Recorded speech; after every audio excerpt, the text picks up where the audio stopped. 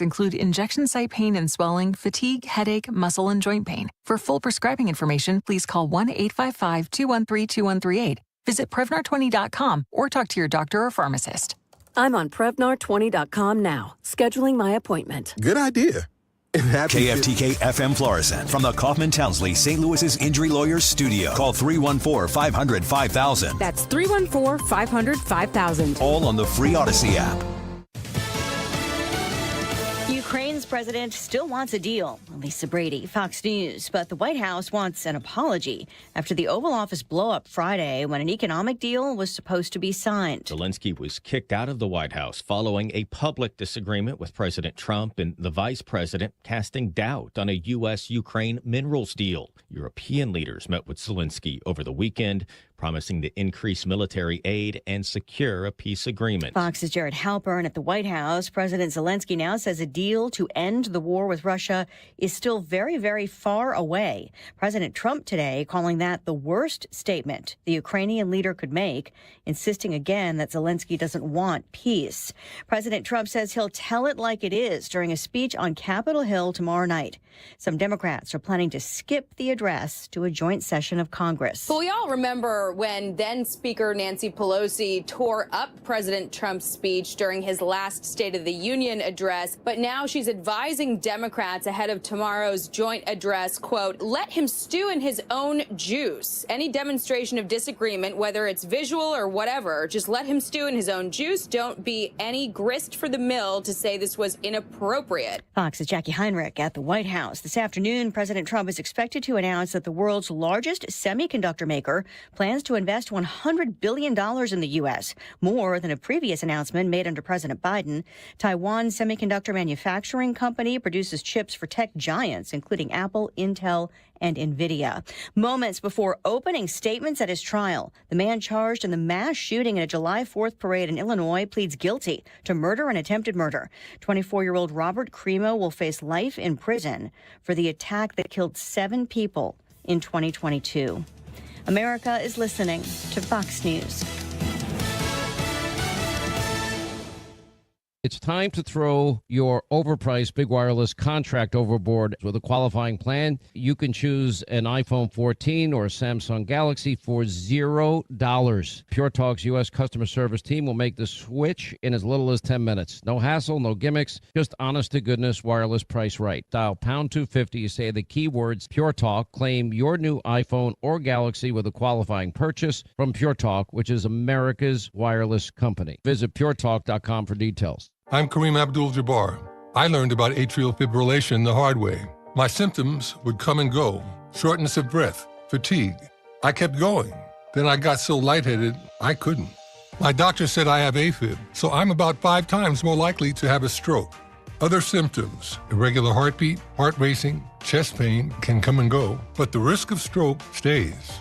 If you have symptoms, tell a doctor. Visit NoTimeToWait.com. Sponsored by Bristol-Myers Squibb and Pfizer. Air Comfort Service, heating, cooling, and insulation. Weather. Gusty winds coming up from the south as we go through our Monday afternoon with a mix of clouds and sunshine. Be a couple of limited showers here and there, 59. Tonight, clouds, showers mainly after midnight, 51. Tuesday, periods of rain and a couple of thunderstorms rumbling, 62 on Tuesday. That wet period continues Tuesday night. Wednesday, morning showers, windy and chilly, 48. This is 97.1 FM Talk. Chief Meteorologist Dave Murray. When you're approaching retirement, there are a lot of questions to answer. Do you have enough money to fund your income for life? How should you claim Social Security? And what's your plan for health care and long-term care? Hi, I'm Eric Robert, Director of Investments with the ClearPath Wealth Management Group at Stifel and host of On the Money Saturday mornings at 11 on 97.1 FM Talk. Don't leave your retirement to chance. It's crucial to understand and address relevant risks before you retire. Our team can help you get organized, guide you through critical retirement decisions, and create an investment portfolio designed around your needs. To schedule your free retirement plan consultation, go to clearpathinvesting.com. That's clearpathinvesting.com. Or call us at 636-695-2650. That's clearpathinvesting.com or 636-695-2650. Stifel Nicholas and Company Incorporated, member SIPC and NYSE. Men, are you just not feeling it? Could be your testosterone. U.S. Men's Medical Center in St. Peter's helps men experiencing loss of energy, focus, concentration, and low libido. Check out the testimonials at usmensmedicalcenter.com. Patients are excited about feeling great, having energy, improved libido. Plus, they love the staff and the fact that they accept all insurance, including Medicare. Spring's coming. Enjoy it. Call U.S. Men's Medical Center at 636-244-5333. usmensmedicalcenter.com. To have a roof over your head, a nice roof over your head, is very important. That's Rick talking about his experience with Rhino Shield ceramic coating. We got Rhino Shield 18 years ago, and they were very cooperative on getting us the right paint. They were in and out and done in no time. Once it was finished, looked great. We were very happy with it. The main reason Rick called Rhino Shield is because it's backed by a 25-year transferable warranty. We've watched a lot of people get their house painted 3 or 4 times, and we haven't had to do any of it. I don't know about you guys, but I don't want to have to paint it every 5-7 years. Take a tip from Rick and put down the paintbrush and call Rhino Shield for your free evaluation. 877-25-RHINO. 877-25-RHINO. Or visit 877-25rhino.com. We got Rhino Shield 18 years ago. Financially makes sense, especially if it's going to last like this did. Still looks great. Call now. 877-25-RHINO or 877-25rhino.com. Don't paint, don't Rhino, go Rhino Shield. Never paint your house again. Rhino Shield. It's Power Torque Tools DIY days at O'Reilly Auto Parts. Save $20 on a Power Torque 248-piece mechanics tool set. Power Torque professional hand tools have a lifetime guarantee, available only at O'Reilly Auto Parts. That is exactly what I needed to hear. Thank God someone here knows what they're talking about. That's us, that's right. Gotta love this American ride. All right, you need to take the time and get the full picture. Come on, turn the radio on. It's Saturday and I won't be long. Don't get me wrong, I love the ladies. I mean, they rev my engine, but they don't belong in the newsroom. It is Anchor Man, not Anchor Lady. What do you want from me? I'm not America's sweetheart. Goodness sake, kid. Keep your voice down. Your father's listening to the radio. I'm not America's sweetheart. This is the Annie Fry Show. Margaret, it is impossible to have an economic deal without a peace deal. The sine qua non for an economic deal is that Ukrainian leadership wants a peace deal. I thought this was a building block towards getting to Well, it was supposed to be, but President Zelenskyy came into the Oval on Friday. There were 3 things that were going to be done. There was going to be a press conference. There was going to be a private lunch with 16 of us. And as you can see from Dan Scavino's the post on his X account, we were already set up to sign the deal. So it's unclear now. President Zelenskyy has thrown off the sequencing. And Margaret, let me tell you the most tragic part of this. The President Trump's idea for this economic arrangement was to further intertwine the American people and the Ukrainian people and show no daylight, to show the Russian leadership that there was no daylight. And President Zelenskyy came into the Oval Office and tried to relitigate in front of the world the deal. And the place to have done it would have been in the private lunch. So there you have the Treasury Secretary Bessent on Face the Nation, CBS Face the Nation, and they're talking about that confrontation. What would you call it? What's the word you would use for when I was putting together today's YouTube poll? Who won in the Trump-Zelenskyy Oval Office confrontation? At first I had dust up, and I thought, that's not big enough. Confrontation's good. Spat? No? It sounds like tea should be involved in spat. It should be over hot tea. Oh, yeah, like they're just getting a little prickly with each other. Doesn't spat sound like just a super passive-aggressive yes. nose in the air comment? That wasn't on those. Yeah, no, it wasn't that either. How about brawl? Maybe. Closer? I like brawl more than spat. Confrontation. I kind of went back to dust up there for a second.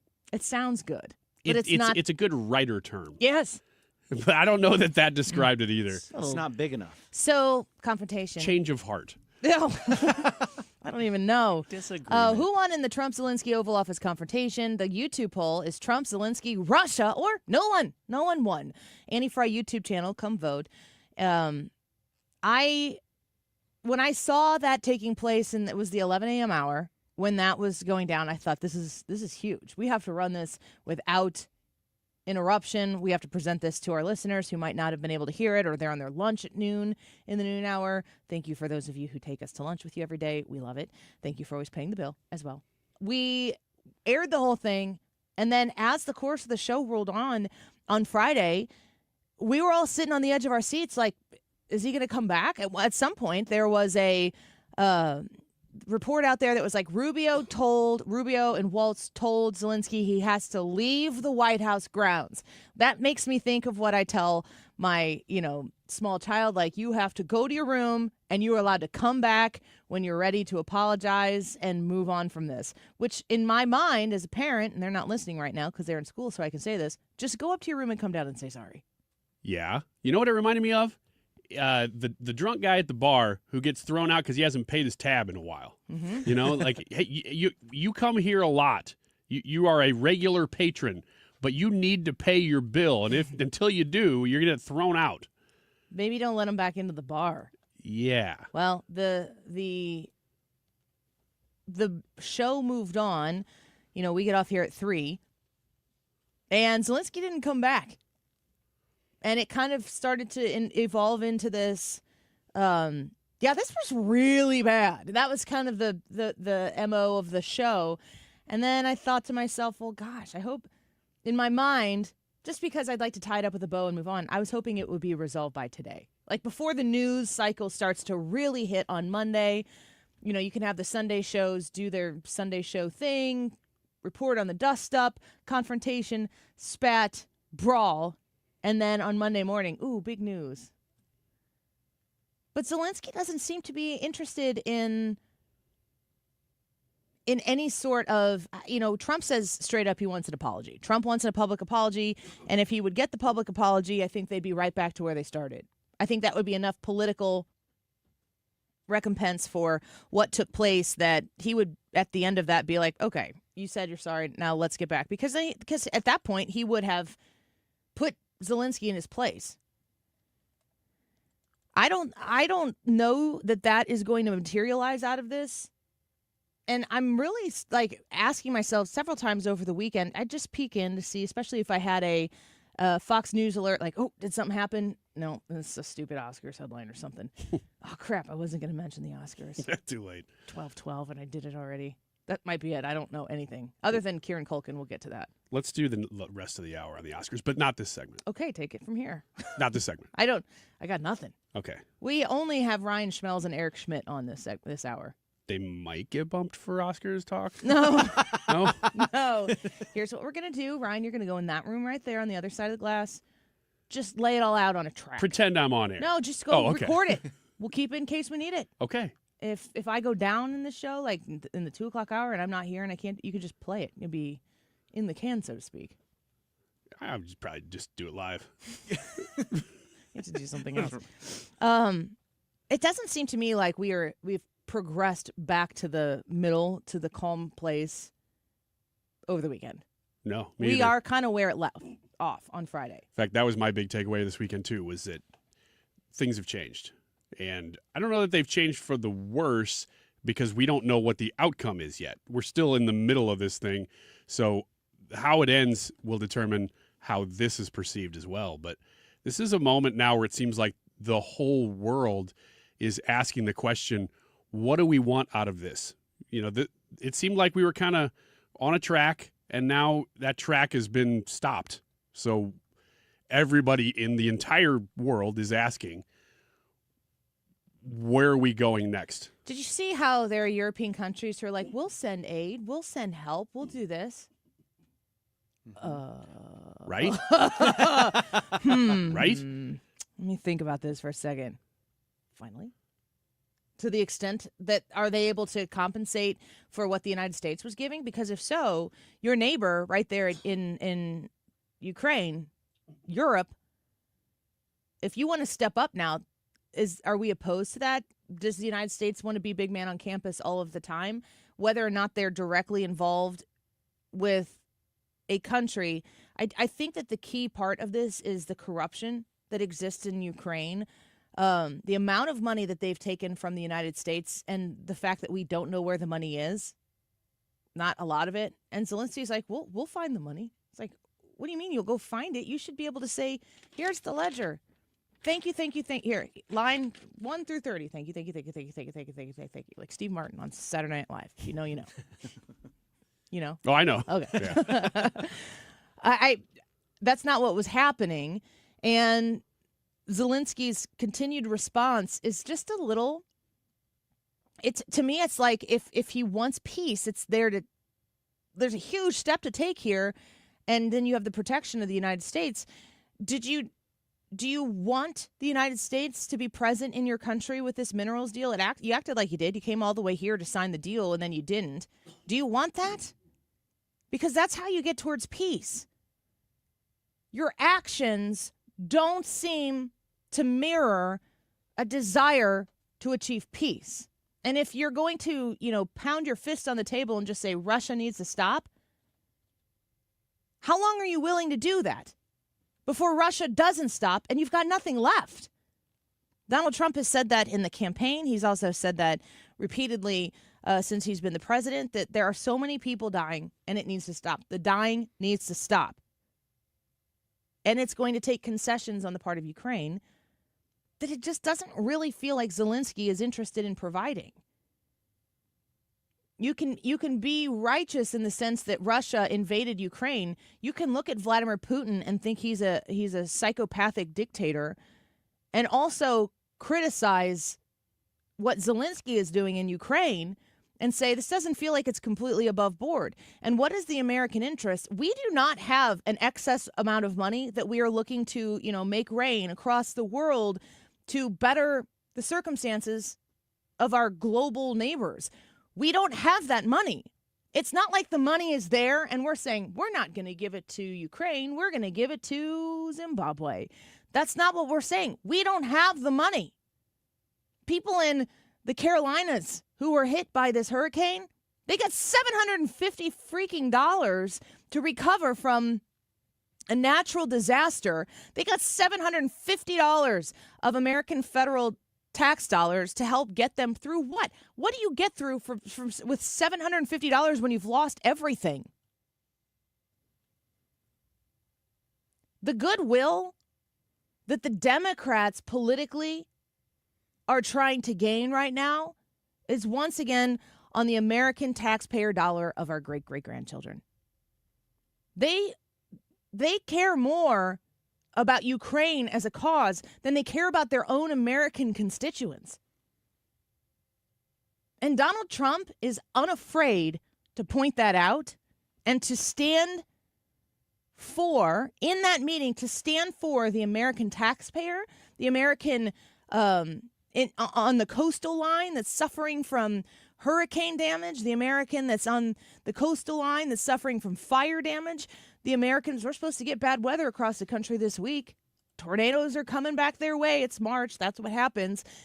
Are those people going to need federal aid? Quite possibly. There's no money for those people either. I'm listing all these people who deserve federal aid. There's no money for them. The money doesn't exist. We've already spent that money. We spent that money years ago. And Donald Trump is in a position where he can actually start to turn the ship. That ship does not turn quickly. But it doesn't turn at all if you're not willing to stand by it. And Donald Trump has been willing. A lot of people are criticizing Trump. There are a couple of times where I thought to myself, is it possible that America steps back from being the big man on campus here to the detriment of America? And the truth is, if you've ever seen, I'm always relating things to like children and their relationships because it just feels applicable. Have you ever seen the cool kid in school who is cool because he's wealthy and he does all of the, like, he's got to give and give and give and give and give and give and give, and people want to be around him because they get stuff, not because they're not even taking the time to get to know the kid. Should they get to know the kid, there'd be a different relationship here. The relationship that exists between the United States and a lot of these other countries is give or taker. The least that could be provided here is some gratitude. And that doesn't seem to be the number one priority here. And I think this is, I'm interested in listening to this. I haven't heard this clip before, but this is a flashback, an NBC report to 2022. And of course, Joe Biden being the president in 2022, NBC was reporting on the relationship between Joe Biden and Zelenskyy. Listen to this. Yeah, that's right, Kate. So in this conversation, President Biden called President Zelenskyy to tell him about a roughly $1 billion package of additional equipment and weapons for the Ukrainian military coming from the United States. During the course of the call, President Zelenskyy continued, according to a number of officials who we spoke with who are familiar with the call, President Zelenskyy continued to talk about the additional equipment and weapons and support that he and his military needed. According to these officials, they said that President Biden finally just got frustrated and lost his temper and told President Zelenskyy, look, you could be a little bit more grateful. The reason that this story is interesting to us and is something that we're reporting on and officials are speaking to us about is because it shows that all these months ago, President Biden already realized that there was going to be a point where the American people, members of Congress, where people would start potentially pushing back on all these billions and billions of dollars of aid and equipment that the U.S. has been providing to Ukraine. And he knew that the narrative out there needed to be that the Ukrainian people and President Zelenskyy were grateful for it if this was the support. When Joe Biden pushes back and says, you know, you could be more grateful in 2022, when this is like a super hot and heavy new thing, when Joe Biden pushes back on Zelenskyy, at least according to NBC News, you know what that means? He's advocating for the American people, and the American people are going to want to feel as though this is something that is appreciated. It is their taxpayer dollar, and if it doesn't look like Zelenskyy and Ukraine are grateful for the sacrifice that is being made to benefit the aid of the Ukrainian people, this could turn. And he got mad on a phone call and called Zelenskyy out in 2022. And to me, it looks like NBC that is reporting on that like Joe Biden had the Americans back. And that was behind closed doors on a phone call that was able to be reported on.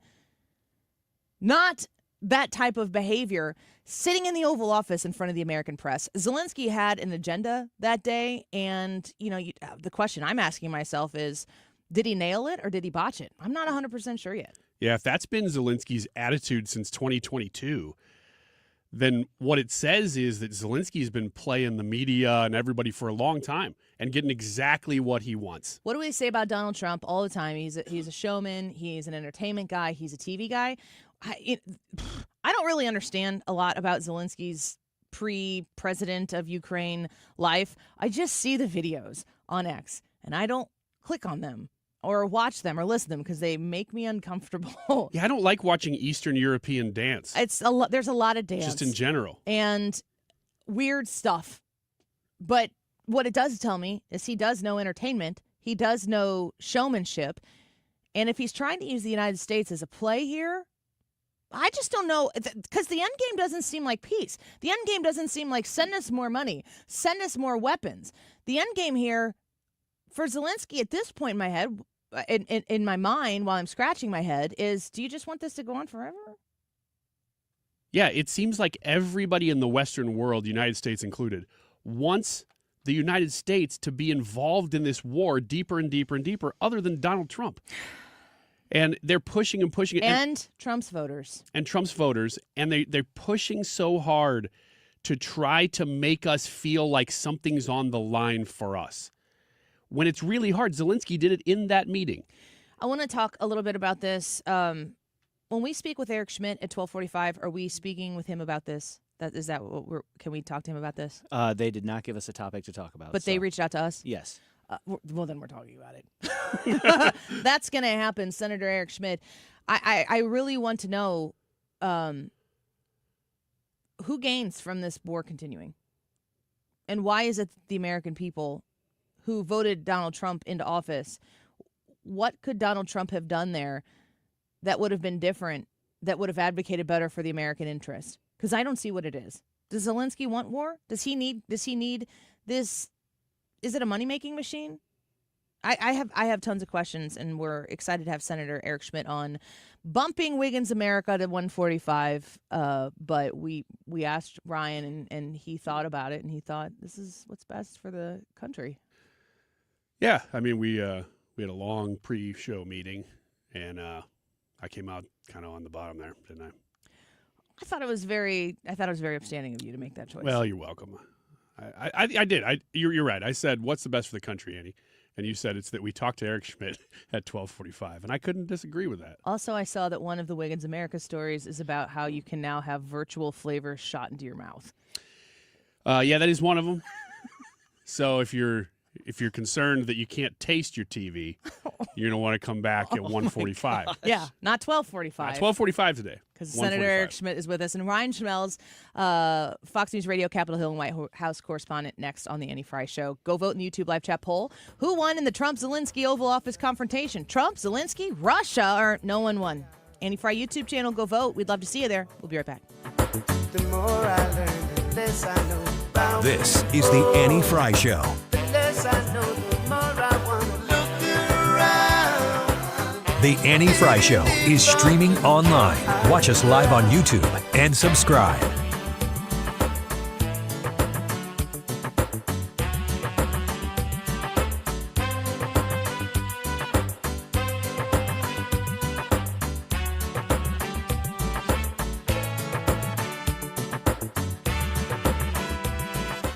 So the Retirement Advisory Group, we're hosting yet another Protecting Your Retirement educational event. Love these. Full room last time once again. So I'm going to encourage you to put this on your calendar and make sure that you have it reserved. It's Tuesday, March 25th at the Frontenac Hilton at 6:30 p.m. Mark and myself will be there, and we would love to get to know you, get to meet you before the event actually starts. So that's how it works. It's a free event, first and foremost. It's at the Frontenac Hilton, again, Tuesday, March 25th. You've thought about going to these. You've heard me say it a million times. This is the one you're going to. Come on, let's go. Think about this. March 25th, we're going to be 25th, 25. We're going to be really close to springtime. It's going to be warm. You're going to want to be outside.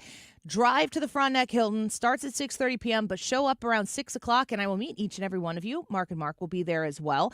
We are waiting to pair you up with the best in the business when it comes to protecting your retirement. When you're in transition, you're 59 and a half or older, they have the tips and tricks you need to know to make sure that your retirement is protected. You have to reserve your spot so that they can make sure they have everything prepared for you. 314-993-9494. Call them to reserve at 314-993-9494. March 25th, retirementkey.com. We all hear the radio ads about the IRS. They tell you to be afraid, to be scared, and they try to frighten you into calling. I'm not here to do that. Tax Relief Advocates is different. TRA is here to tell you that if you owe money to the IRS, whether it's $5,000, $50,000, or $500,000, we have a solution. It doesn't matter if you're sitting in your car, at work, or with your kids. No matter where you are, call now. 800-575-6986. Don't lose hope. TRA can eliminate or reduce what you owe to the IRS. Generous programs are now available that can give you a fresh start. Our passion is taxes and helping individuals fix their IRS problems. We have over 1,000 5-star reviews on Google and an A+ with the Better Business Bureau. You don't need to be afraid of the IRS any longer. End your tax nightmare today by visiting us online at TRA.com or call 800-575-6986. That's 800-575-6986. Tax Relief Advocates. Real solutions for real people. What's it going to take for you to realize the IRS is in full-blown attack mode, and if you have IRS issues, your timely response is critical? Hi, this is Lance Drury with the Lance Drury Law Firm. We certainly know the IRS has ramped up efforts because we're seeing a lot more clients with threats of intents to seize property or levy rights to property. If you have IRS issues, call the Lance Drury Firm today. Today, don't wait. Those IRS notices have hard deadlines for exercising exercising your appeal rights. If you miss the deadline, your rights to a legal appeal are gone. Let the Land Story Law Firm get between you and the IRS today, and we'll help you manage your case to achieve the best outcome. IRS problems are serious legal matters, so call Land Story Law Firm, located right here in St. Louis. Don't wait. Call 314-260-6120. That's 314-260-6120, and schedule your free consultation with me, Lance Drury, or visit LanceDruryLaw.com. The choice of a lawyer is an important decision and should not be based solely upon advertisements. Hey guys, Glover here with my friends at Triton Exteriors, specifically my friend Tim Nesbitt, who is the owner.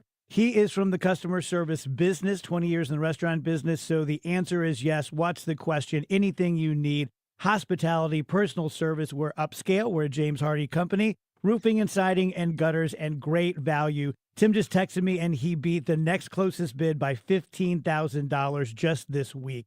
You can call 314-717-1159 or triton-stl.com. When's the last time you gave your home's exterior a little love? Hi, it's Kim, and if your siding is cracking, it's fading, or just doesn't stand up to our St. Louis weather, it's time to call Lakeside Renovation and Design because they're experts in James Hardy siding, which is this durable, low-maintenance option, and it looks beautiful. Plus, you have customizable colors and textures, and so you can give your home a completely new look while protecting it for decades. Don't wait until the small problems turn into big ones. Visit lakesidearty.com to schedule your free consultation. We, without hesitation, recommend that anybody work with ThrottleNet. The experience will be as good as it's been for us, for anybody, because you'll get a true partnership and you'll be able to rest easy that you're going to get the service that you need while they're also doing all those things that you don't want to have to think about, that you don't want to have to worry about. They're always doing that in the background for you. Don't wait for your next IT crisis. If your business depends on technology, you need a partner that's got your back. Contact ThrottleNet.com to get a free IT evaluation and see how we can support your IT everything. You're listening to the Annie Fry Show live from the Air Comfort Service Heating, Cooling, and Insulation Studio. Air Comfort Service is celebrating 55 years of residential and commercial service, maintenance, and installation of heating and cooling systems. Get in your comfort zone. Visit aircomfortservice.com. Let's show our appreciation for local heroes. Mark Cox here. Nominate a first responder and their department could get lunch from Grill Master Tony's. I'll personally deliver it. Share their story at 971talk.com. Nominate them today.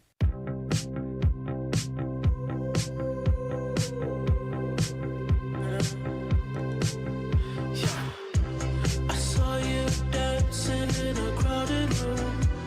You look so happy when I'm not with you. But then you saw me, caught you by surprise. A single teardrop falling from your eye.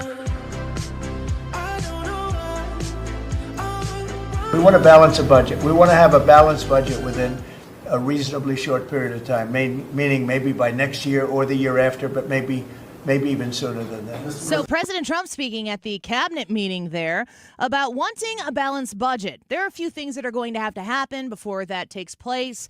And one of those very first steps was we needed something that the Senate and the House could pass, could agree on to get it to the president's desk about the budget that we're talking about right now, the tax cuts that we're talking about right now, the funding for the southern border protections that he campaigned on. Lots to talk about, which is why we bring our expert friend in. Ryan Schmelz back with us, Fox News Radio, Capitol Hill, and White House correspondent.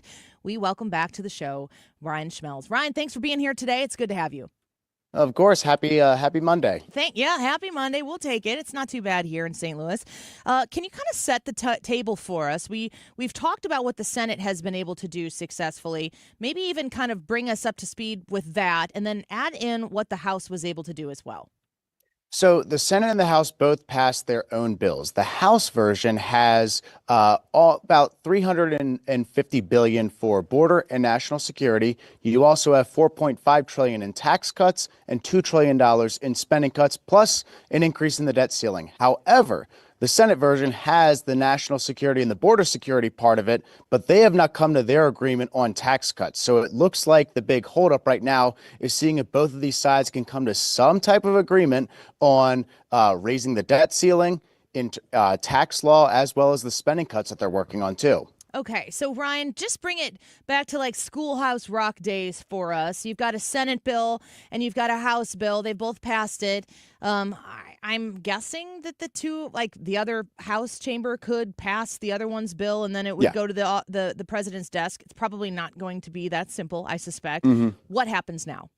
Yeah, I mean, the House would tell you the easiest thing to do if just the Senate passes their bill, then they could just move on to the next phase. But, there's, I think, some disagreement, some pushback on the Senate side where they would like to see the Tax Cuts and Jobs Act of 2017 become permanent. But the House Republicans, at least some of them, some of the more conservative members are saying, that's fine. We can make the tax cuts permanent. But if you want to do that, you have to give us a way to pay for it. And that's kind of been the big holdup this entire time was, if we're going to go ahead and cut taxes, especially $4.5 trillion, we need to have spending cuts to offset those provisions. So that's where you get the $2 trillion in spending cuts there. So, especially coming from Senator Bernie Sanders, every time I hear him talking, he's talking about how Republicans are trying to cut Medicaid or whatever it is. What have the Republicans, what kind of commitments have the Republicans in the Senate, the Republicans in the House, or maybe the Republicans as a whole made towards potential cuts for Medicaid, Medicare, Social Security, these things that a lot of Americans rely on, very sensitive issues for people listening to the show right now? Where are the Republicans at on possible cutbacks that might occur with some of those different programs?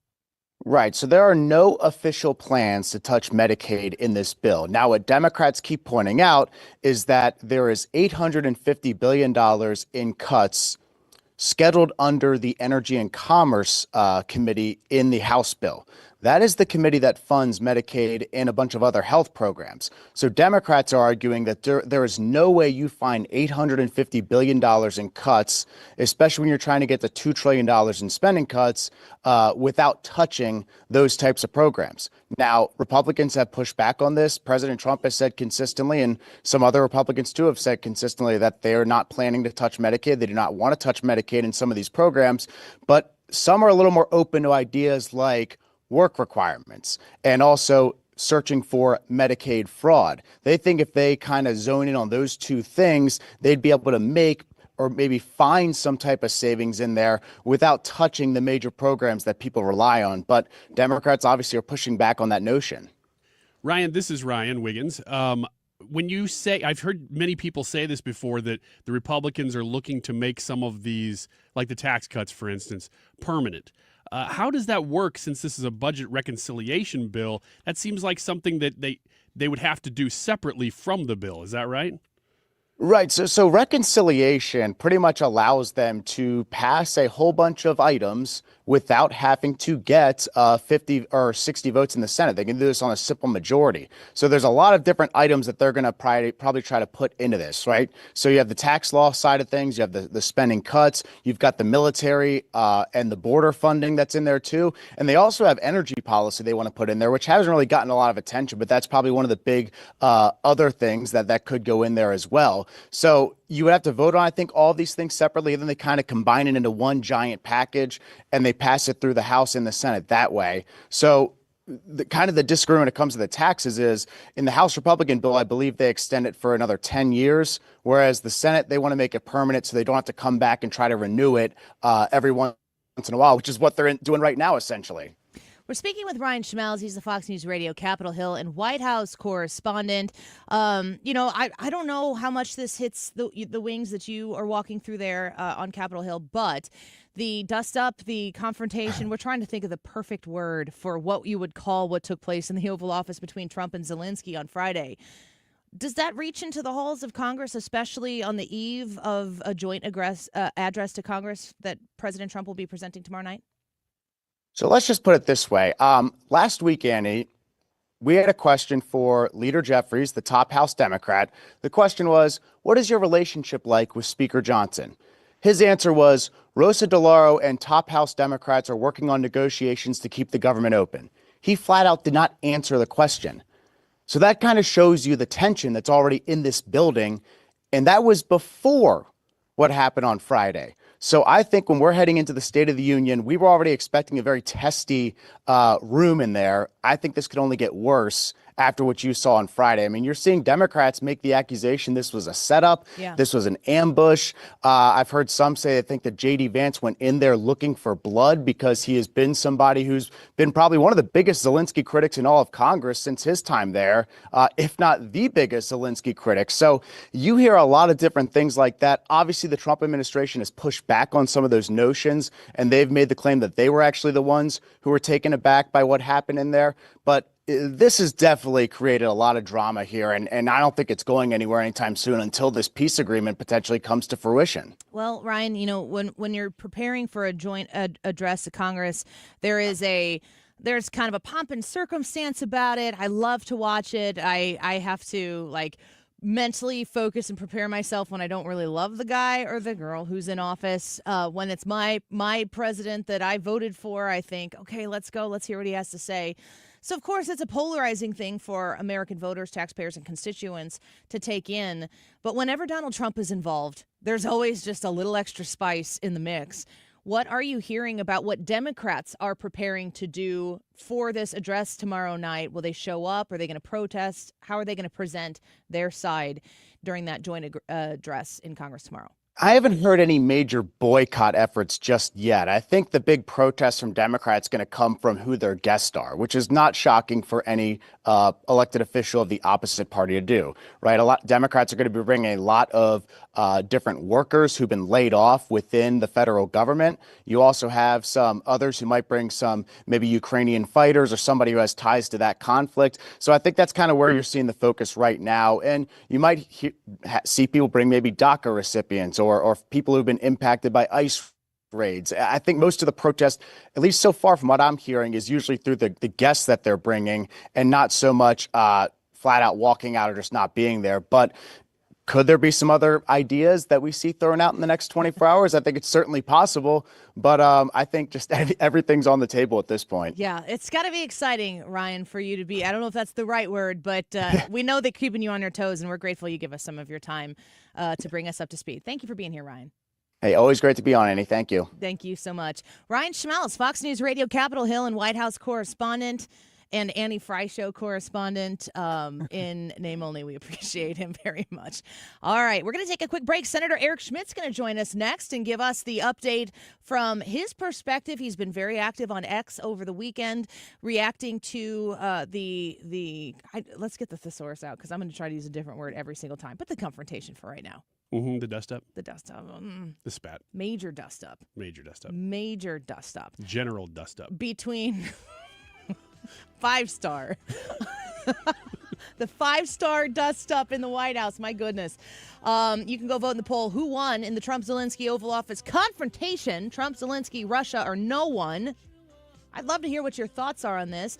I'm going to ask that question to Eric Schmidt in just 1 minute. Don't go away. This is the Annie Fry Show.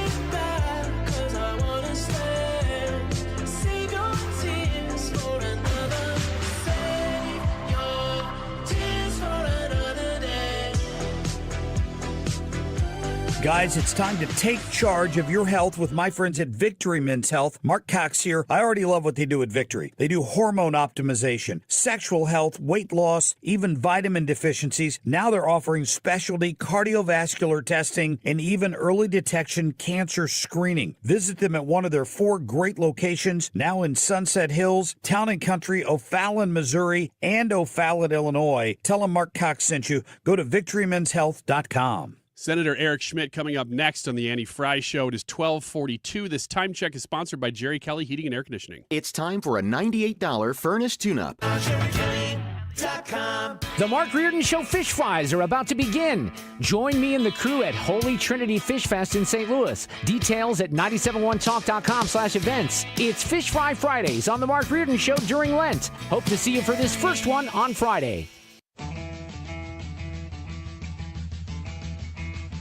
This is the Annie Fry Show.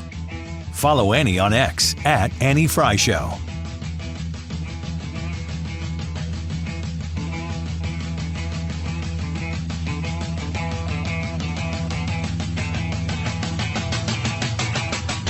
Welcome back to the Annie Fry Show. We're going to waste absolutely zero time in getting to our next guest here. Senator Eric Schmidt, your senator and my adopted senator, back with us here on the Annie Fry Show. Thank you so much for the time today. It's a pleasure to have you back. Sure thing. I'm glad. Listen, I'm so glad that you are a Missouri +1. You're like the +1 from Missouri. Man, Illinois is flirting with that no state income tax thing, and I'm like doing that side eye, that look over my shoulder meme, that everybody sees. We got to ask you about the situation that took place between Zelenskyy and Trump in the Oval Office on Friday. I'm not even going to preface it with any sort of specific question. What happened? Well, I posted about this on X. I was pretty animated about this because I just think it was a total disaster on Zelenskyy's part. He had been difficult. Look, President Trump ran on ending this war. I mean, you look at some of the polling that's out. The American people do not want to get involved in this sort of entanglement. The American taxpayer is sort of tapped out here. So President Trump wants to bring peace. This is not something Biden wanted to do or was capable of doing. The only person in the world who can do this is President Trump. And so I actually went over to Munich a couple of weeks ago. I did not meet with Zelenskyy, but my message to our European allies was, it's time for you guys to pay up. We are tired of subsidizing your liberal social welfare governments for generations now. You need to start providing for your own defense. And interestingly, they sort of got it. Now, I don't know how they're going to get there, but they need to reinvigorate their industrial base. And we need to do some of that too. But the point is, the partnership or the alliance is totally out of balance right now. So that was my message there. But as that was happening, this minerals deal conversation sort of came up and had been moving forward now for a few weeks, and he had been difficult. And he's the one that wanted to come to the White House. He's the one that wanted to be there. And when he got there, just showed a lot of ingratitude. He wanted to relitigate everything over and over. All the guy had to do literally was put a suit on or whatever, whatever you're wearing, sit there, smile, say thank you, have lunch, and sign the agreement. That's it. But he decided to hot dog it in there, and it was embarrassing for him. He was escorted out. He should have been. That is a pretty low bar, Annie, in that kind of an Oval Office room like that. It's just for the cameras. Yeah. You don't need to get into an argument with the president and the vice president. So he blew it. He missed the gimme putt, and I don't know where this goes now. I don't know that we can trust to work with him as a business partner in that sense anymore. So we'll see what happens, but it was a total debacle. President Trump is committed to bringing peace. We are not going to continue to fund an endless war with a blank check. So the time to come to the table is now. Trump's the only guy who can pull it off. We're speaking with Senator Eric Schmidt. When Zelenskyy came in there and had that type of attitude, I just played a clip from an NBC report, I should say, in 2022, where it reported on Biden getting miffed at Zelenskyy for not being grateful on that phone call. And NBC, of course, reported on it like, oh, look at Joe Biden advocating for the American people. He wants to see some gratitude. Do you think that Zelenskyy came in with that attitude because he thought he was going to publicly win this argument with Donald Trump and still get what he wants? Or is what happened what Zelenskyy wanted? Well, maybe. I mean, every room he walks into with a lot of these globalist types, he gets a standing ovation. And look, the Ukrainian people and him, to a large degree, have shown great courage, right? Like that, I'm not taking anything away from that, but there's no path. Like part of the there's no path to victory. No one can tell you what victory even looks like, right? And the old adage of that they've been using is someday it'll be your boys or just give us another year and Russia will be on its knees. No one wants to hear that anymore. It's not. It is a stalemate. It's a meat grinder.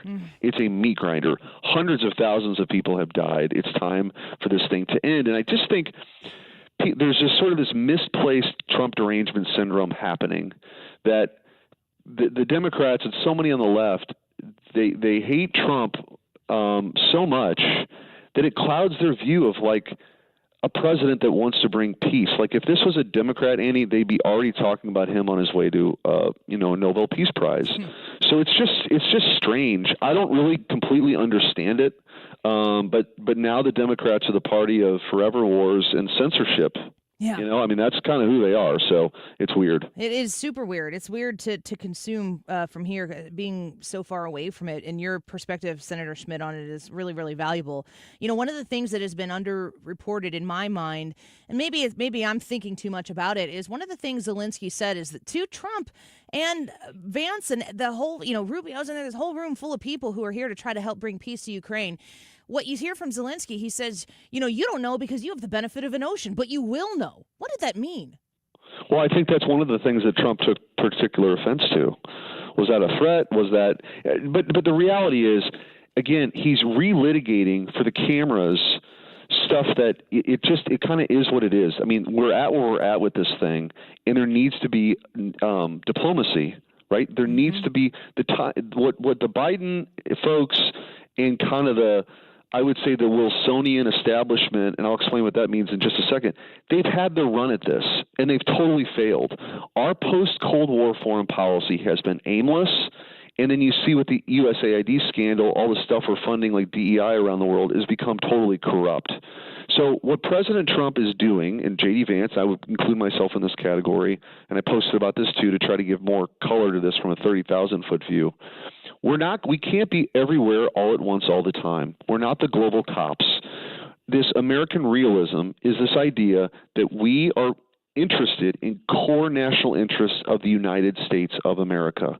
And what those are protecting the homeland and understanding that the 21st century is going to be defined by who wins this great powers competition between the United States of America and communist China. That is how history will judge this entire century. So in order for us to effectively do that, our European allies have to step up in a much more meaningful way.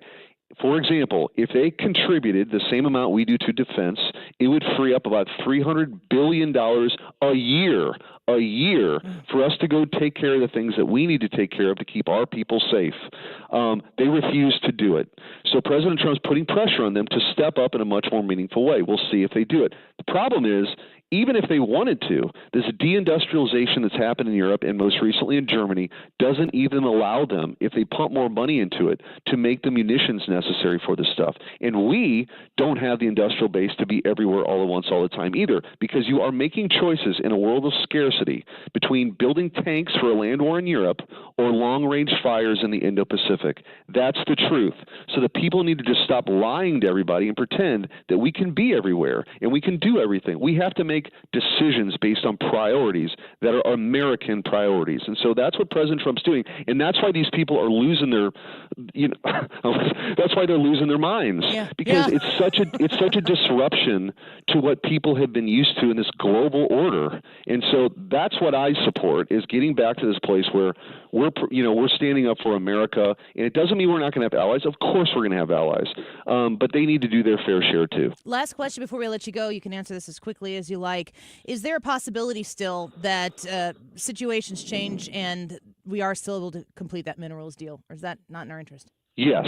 I mean, I just think Zelensky needs to stop talking like a tough guy and get back to that. I don't know. I don't know that he can do it. I really don't know if he's in the position to do it. But if Ukraine has any chance of ending this war, they're going to have to sign the minerals deal, because guess what? We should get our money back. And then we get Russia to the table, and then you negotiate this thing. And I don't even know if that'll happen for sure, Annie, but I know it's not going to happen unless, whoever's leading Ukraine comes back to the table and signs that deal. Yeah, it makes me wonder if Zelensky has any interest at all or benefit in not achieving peace, but I guess we'll have it to certainly looked, you could, an alternative theory is maybe that's actually, they don't want peace.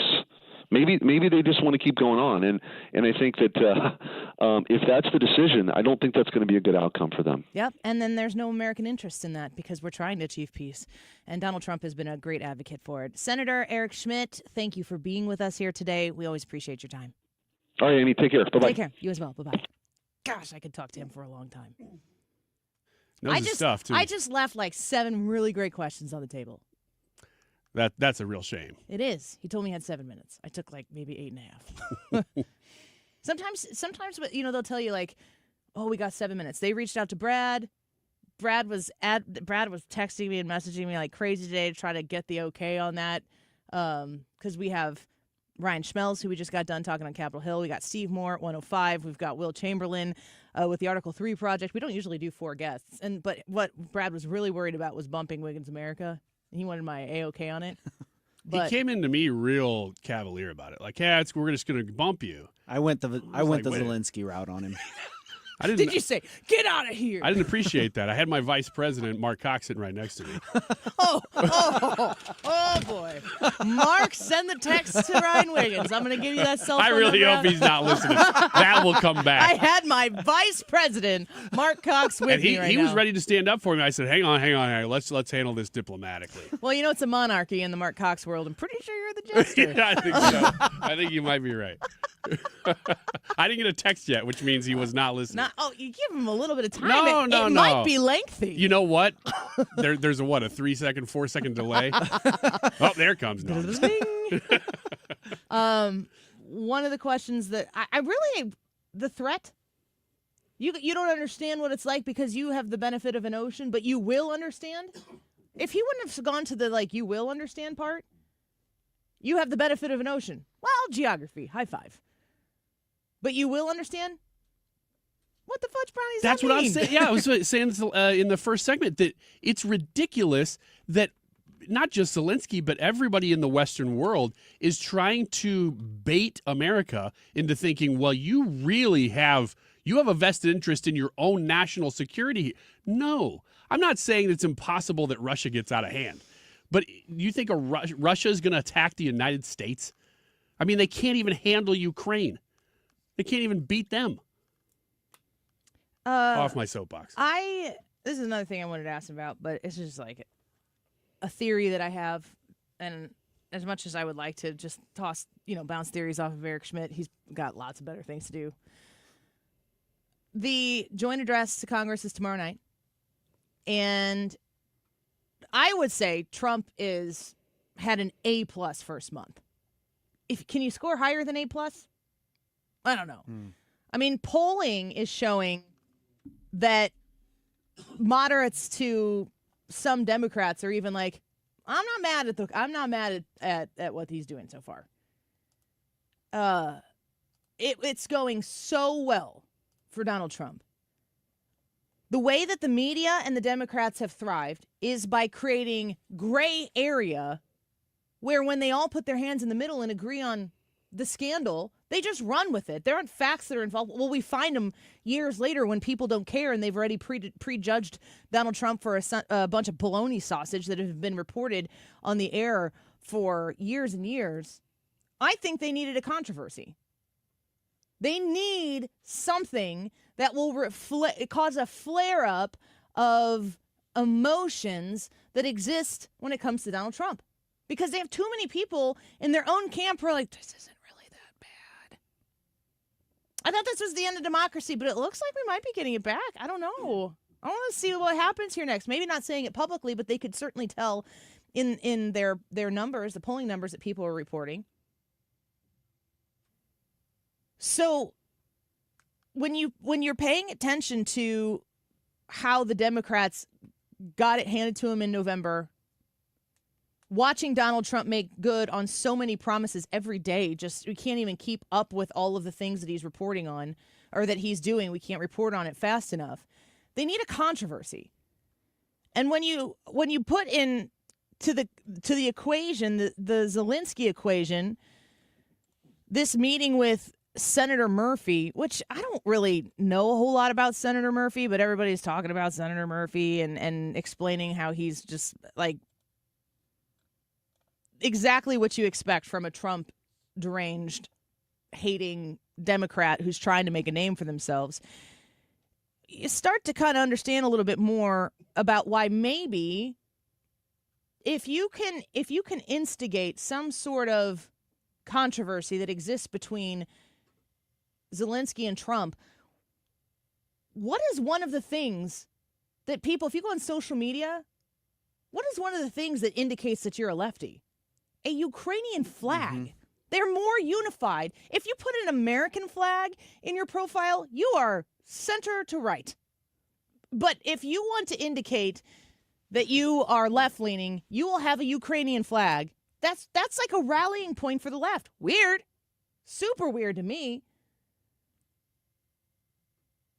Create a controversy that reminds people, oh, you've got to choose Trump or Zelenskyy. Who are you going to choose? Well, for people on the left who wake up in the morning trying to find another reason to fulfill their hatred for Donald Trump, Was Zelenskyy encouraged to do that? Was he encouraged to just kind of, trip over the rug and dump some salt in an open wound for Donald Trump? Donald Trump's open wound is the American taxpayer who is sick and tired of shoveling, I don't know what, pallets or buckets of cash over to other countries who don't have our best interest at heart. Then you get a controversy the weekend before the joint address, and maybe you put the paddles on the Democratic Party and get a little bit of that fervor back. Maybe. It's a theory I have. Steve Moore, Will Chamberlain, 1 o'clock hour.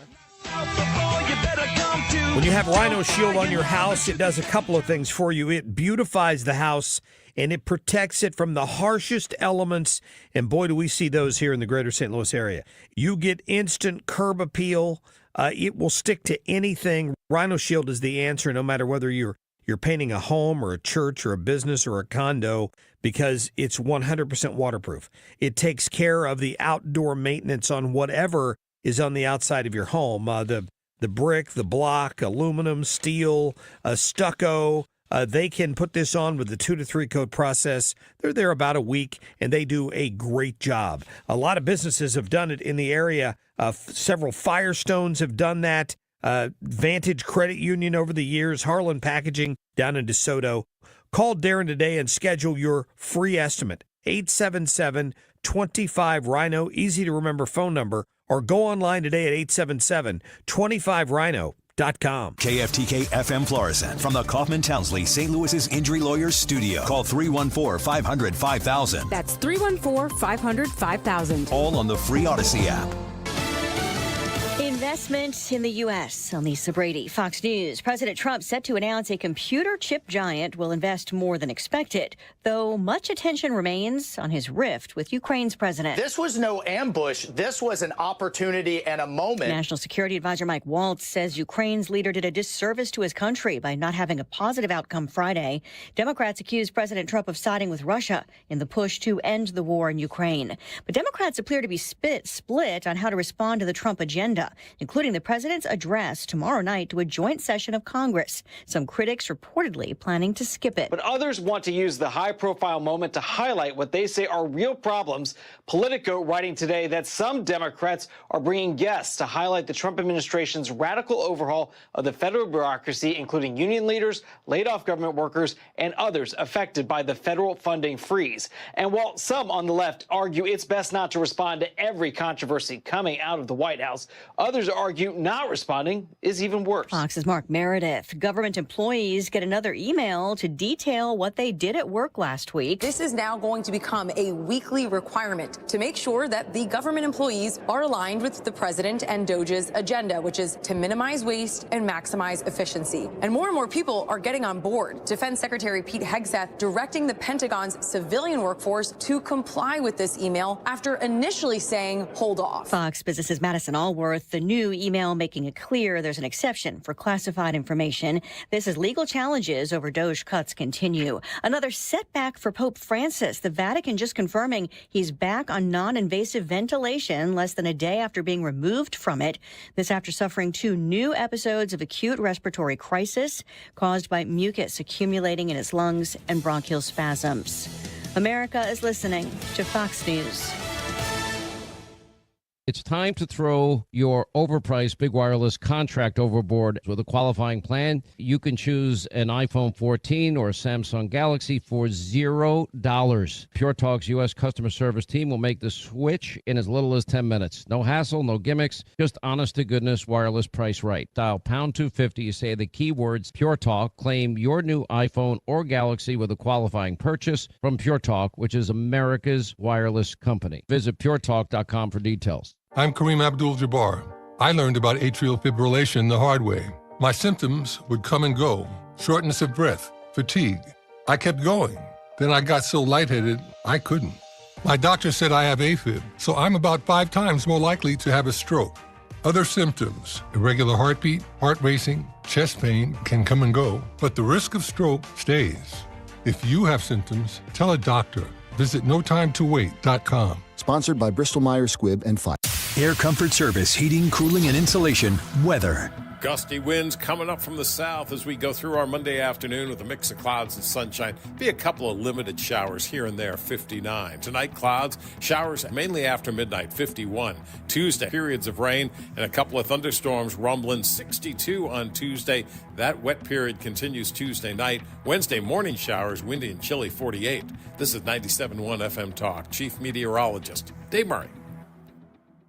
Stop everything you're doing right now and ask yourself, are you currently receiving steady paychecks? What about when you're retired? Will you receive a monthly check to cover your expenses and also have some fun? Marvin Mitchell and the team at Compass Retirement Solutions calls this mailbox money. It's a monthly check you'll receive throughout retirement. They don't want you to worry about if the money will show up or how much money you'll receive. The only thing they want you to think about is how to spend it when it arrives. Find out how to get enough money in your mailbox every month when you're retired. Call Marvin Mitchell and the Compass Retirement Solutions team at 314-373-1598 to start working on a plan that can help you create the monthly income you'll need in retirement. Call 314-373-1598 right now and schedule a visit with Compass Retirement Solutions. 314-373-1598. Firm offers insurance services, investments, and services offered through Compass Retirement Group, a registered investment advisory in Missouri and Illinois. Diabetes, high blood pressure, anxiety meds, everyone's on them. If you're a 50-year-old male, maybe a bit porky, and you may even have type 2 diabetes, $1 million of term insurance may only cost you about $200 a month. Call Term Provider. Speak with Big Lou at 800-700-6898. Big Lou will find a term life policy for you even if you have type 2 diabetes, are overweight, or have high blood pressure. Term Provider has helped thousands of people like you who think they can't afford term life insurance.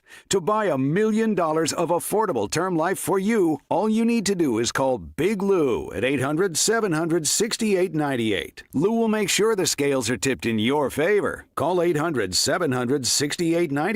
Big Lou will answer your call and work to fit you into a term life policy that you can afford. Remember, Big Lou's like you. He's on meds too. Call 800-700-6898. 800-700-6898 or biglou.com. If you've tried and failed every ED treatment, there's another fix that could work for you. It's same-day surgery, it's minimally invasive, and is performed by South County urological physicians. Hundreds of men have come to us for this outpatient procedure that has a satisfaction rate of 90%. Interested? Call the dedicated ED phone line at South County Urological, 314-843-8000, extension 33. That's 314-843-8000, extension 33. Hey, it's Mark Reardon for New Perspective Senior Living, where your loved one will enjoy chef-prepared meals, engaging activities, state-of-the-art technology, and a welcoming community that feels like home. Visit npseniorliving.com to schedule a tour today. New Perspective, where every day is a chance to live life on purpose. 97.1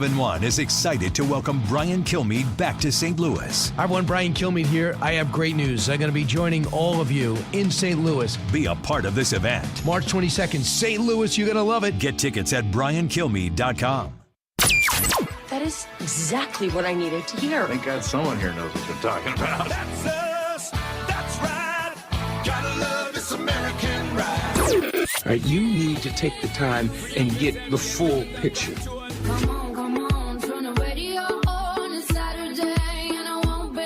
Don't get me wrong, I love the ladies. I mean, they rev my engine, but they don't belong in the newsroom.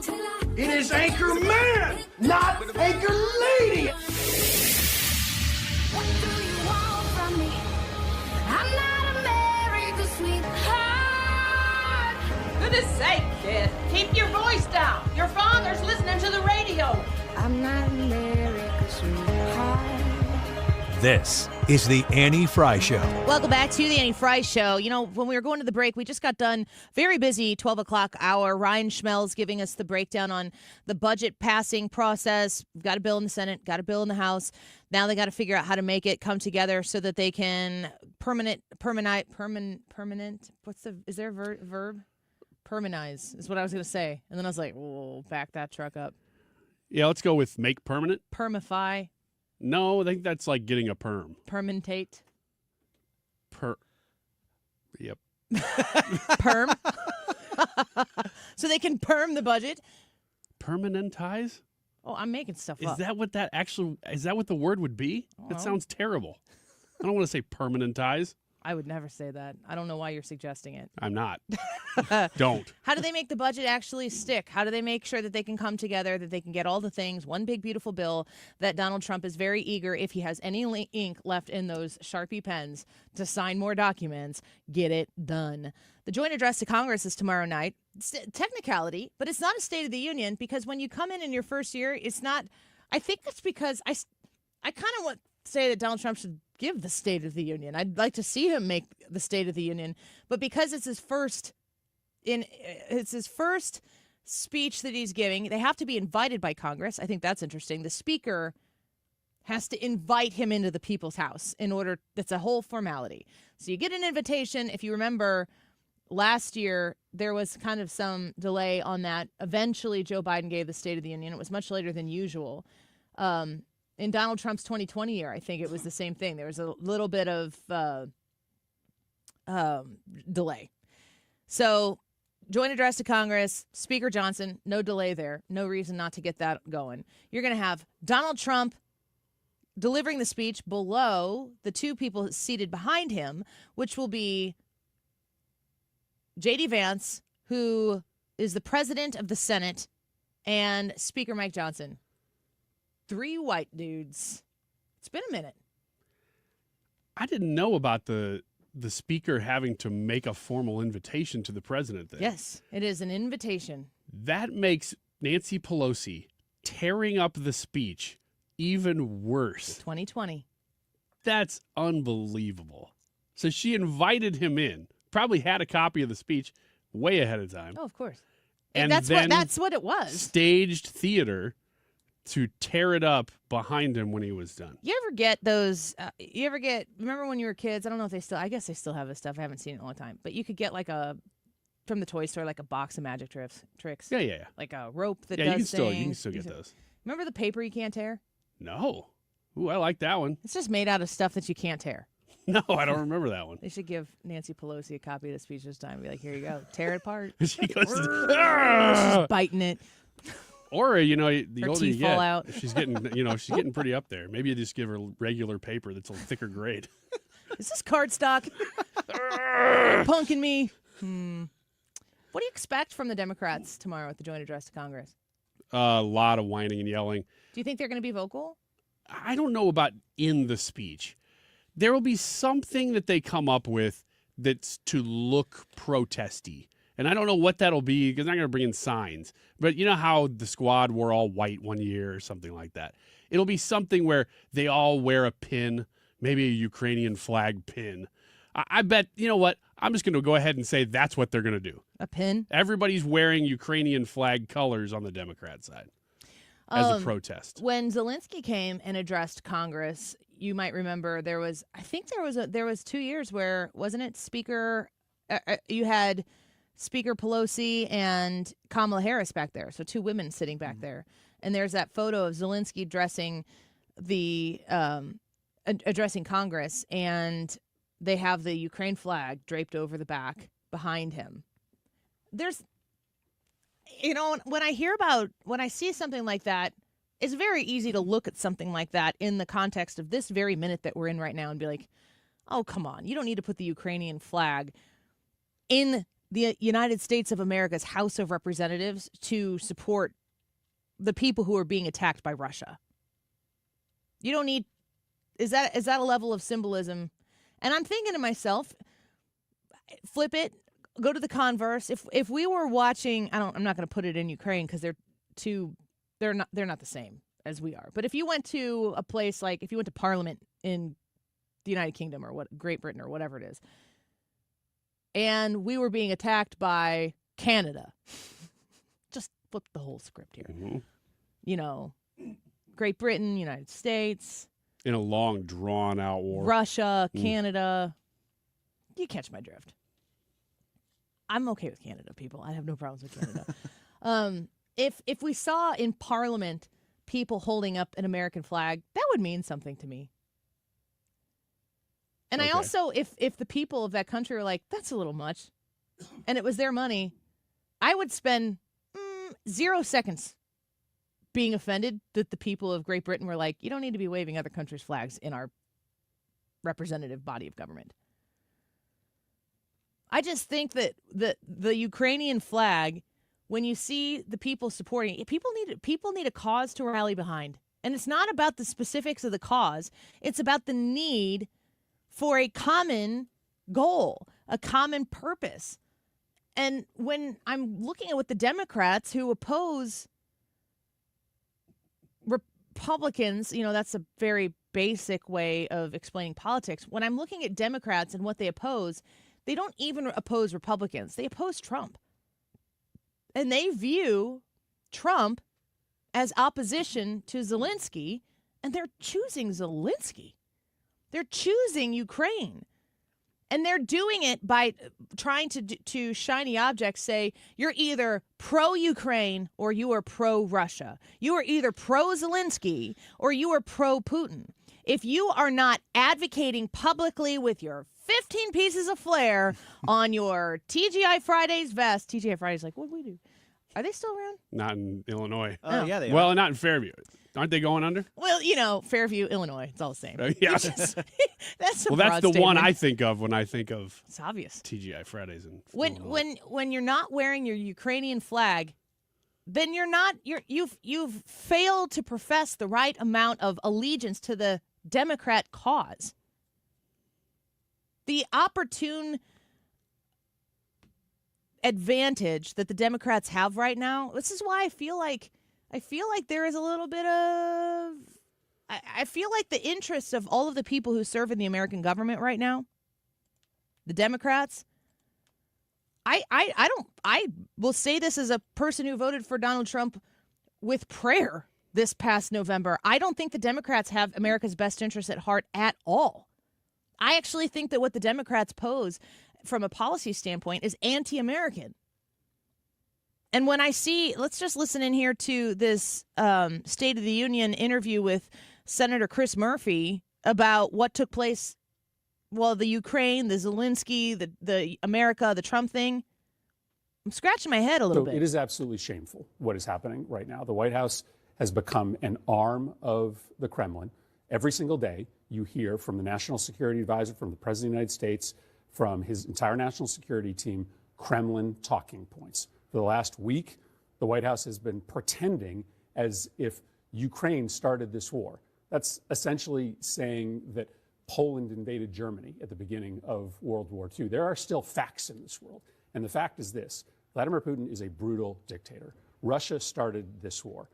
And the entire pretext for that meeting yesterday was an attempt to rewrite history in order to sign a deal with Putin that hands Putin Ukraine.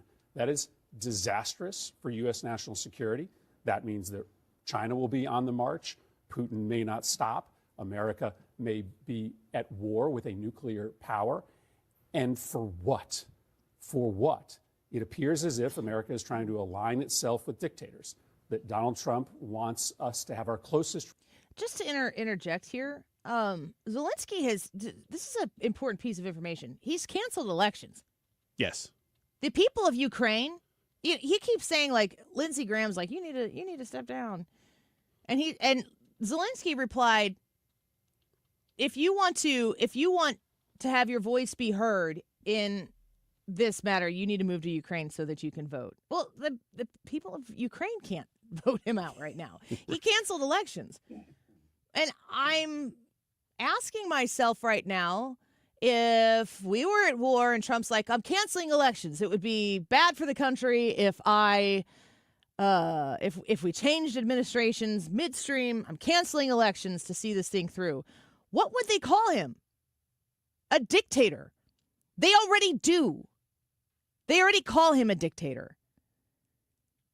So when we're talking about dictators here, we can't have one definition of dictator for one person and another definition of a dictator for another person. When you look at the Democrats fawning over Zelenskyy, and Eric Schmidt said this when we talked to him at 12:45, he goes, every room Zelenskyy walks into, they stand up and applaud for him. I understand that after Russia. I mean, I remember vividly watching that, covering what was taking place when Russia invaded Ukraine and seeing what a lot of that looked like in the midst of the initial thrash of war from Russia. I understand wholeheartedly the support of Ukraine and wanting to watch Ukraine push back, but we've had people on this show over the years that this has been taking place,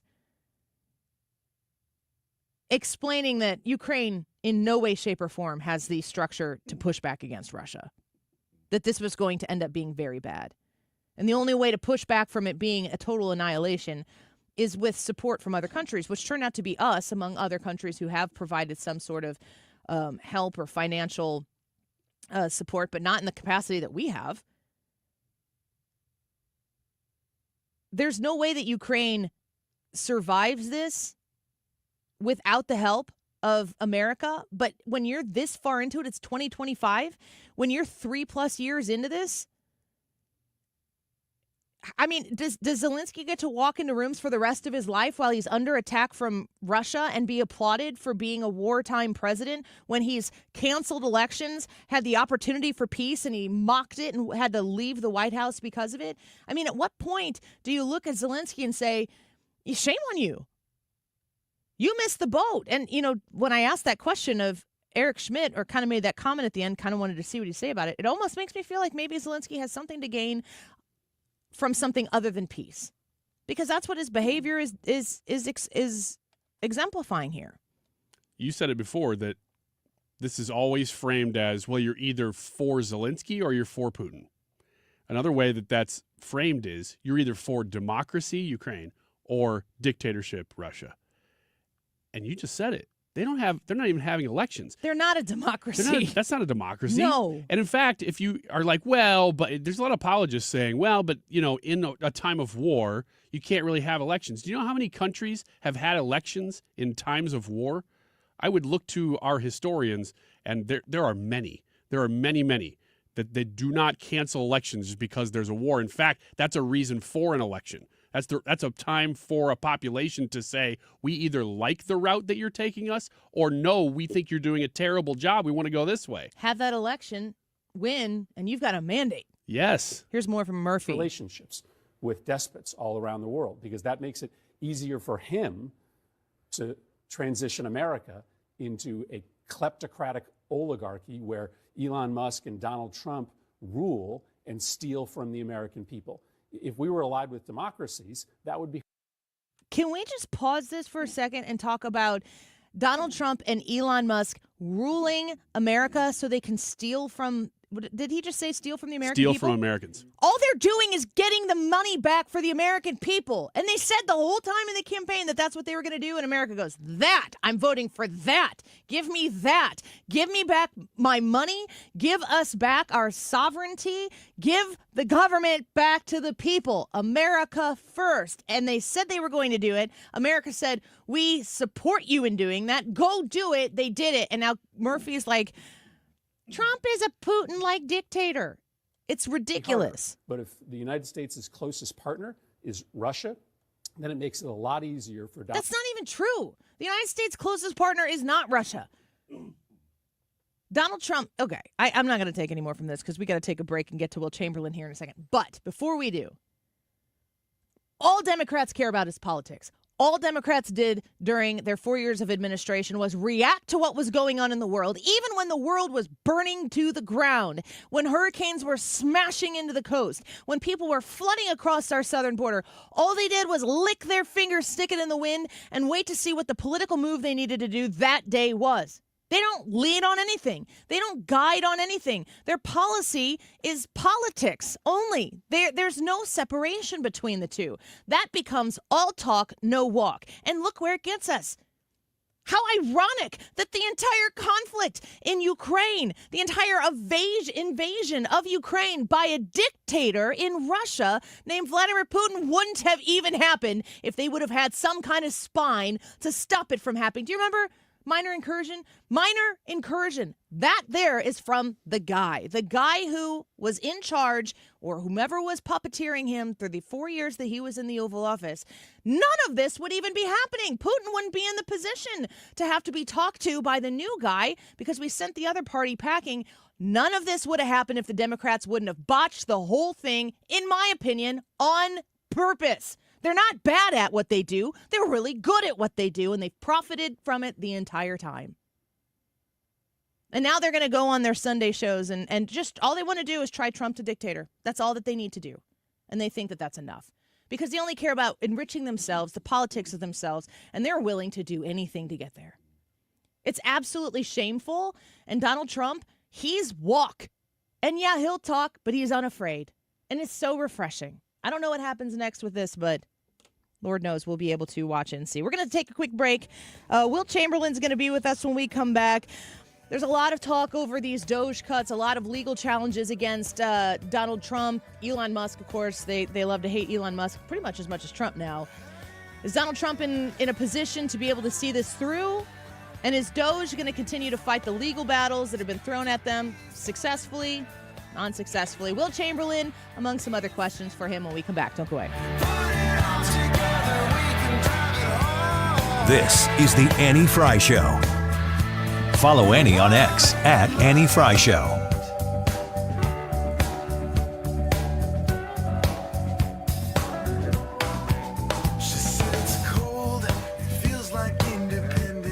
Stewart's American Mortgage and the Bagel Loan. They want to make sure that you understand that getting a mortgage from Stewart's American Mortgage means $0 in closing costs. They don't get rolled into the loan. You don't have to pay those closing costs at all. They're not part of the mortgage process when you choose the Bagel Loan at Stewart's American Mortgage. Stewie works hard to make sure that you understand everything, that it's all obviously made very clear to you as much as you want it to be. I was like, tell me everything, because I went through it 2 times a few years ago to do a mortgage refinance. I have an amazing low rate. Didn't cost me anything to do it either time. I encourage you to reach out to Stewie directly, straight to his personal phone, 314-324-4440. That's 314-324-4440. Tell Stewie you want to know more about the Bagel Loan, whether it's for a mortgage refinance or a new home purchase. He's going to be able to close in 2 weeks or less. He's going to be able to, once you get that pre-approval done, you're going to be able to generate your own pre-approval letter, so you don't have to wait for a middleman as well to do that. And with the Bagel Loan, no closing costs at all anywhere. No, not rolled into the loan. They don't exist somewhere else or in another time. They don't happen.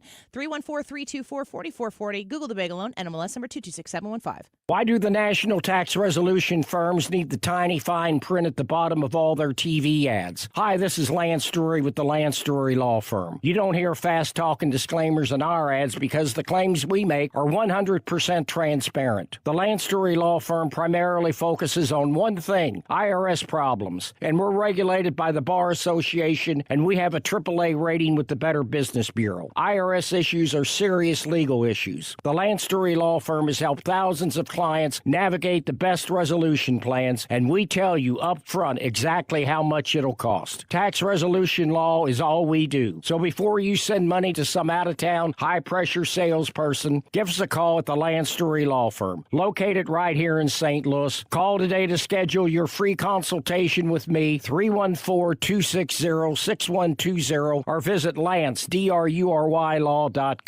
The choice of a lawyer is an important decision and should not be based solely upon advertisements. You're listening to the Annie Fry Show live from the Air Comfort Service Heating, Cooling, and Insulation Studio. Prices are going up in 2025 on HVAC equipment. Save now with 2024 pricing on a new system today. For details, visit aircomfortservice.com/new. The Mark Reardon Show. Dwayne Patterson. You can't be CNN and miss Jim Acosta, because Caitlin Collins is Jim Acosta. She really now. is. She's assumed the role. Yes, she has. Weekdays from 3 to 6.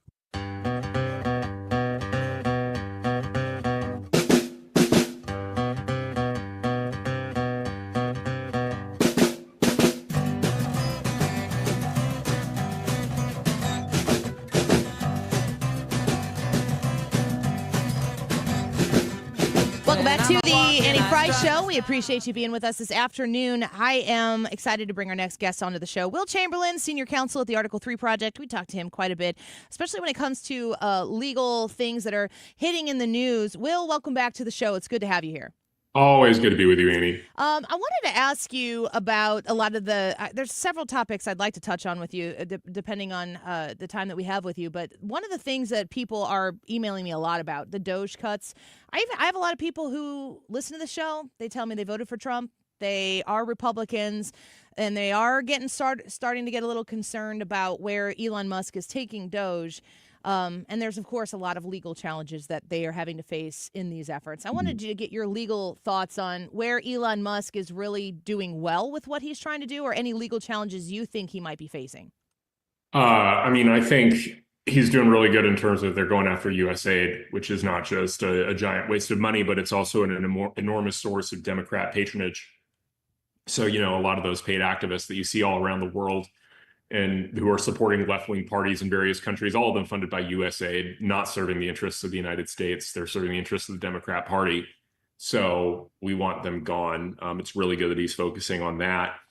And just in general, I think the basic approach here is try and find ways to reduce spending from the executive rather than from Congress. And I have a big meta thought, which is, we've assumed that the power of the purse is in Congress. And obviously in the Constitution, it's written that way.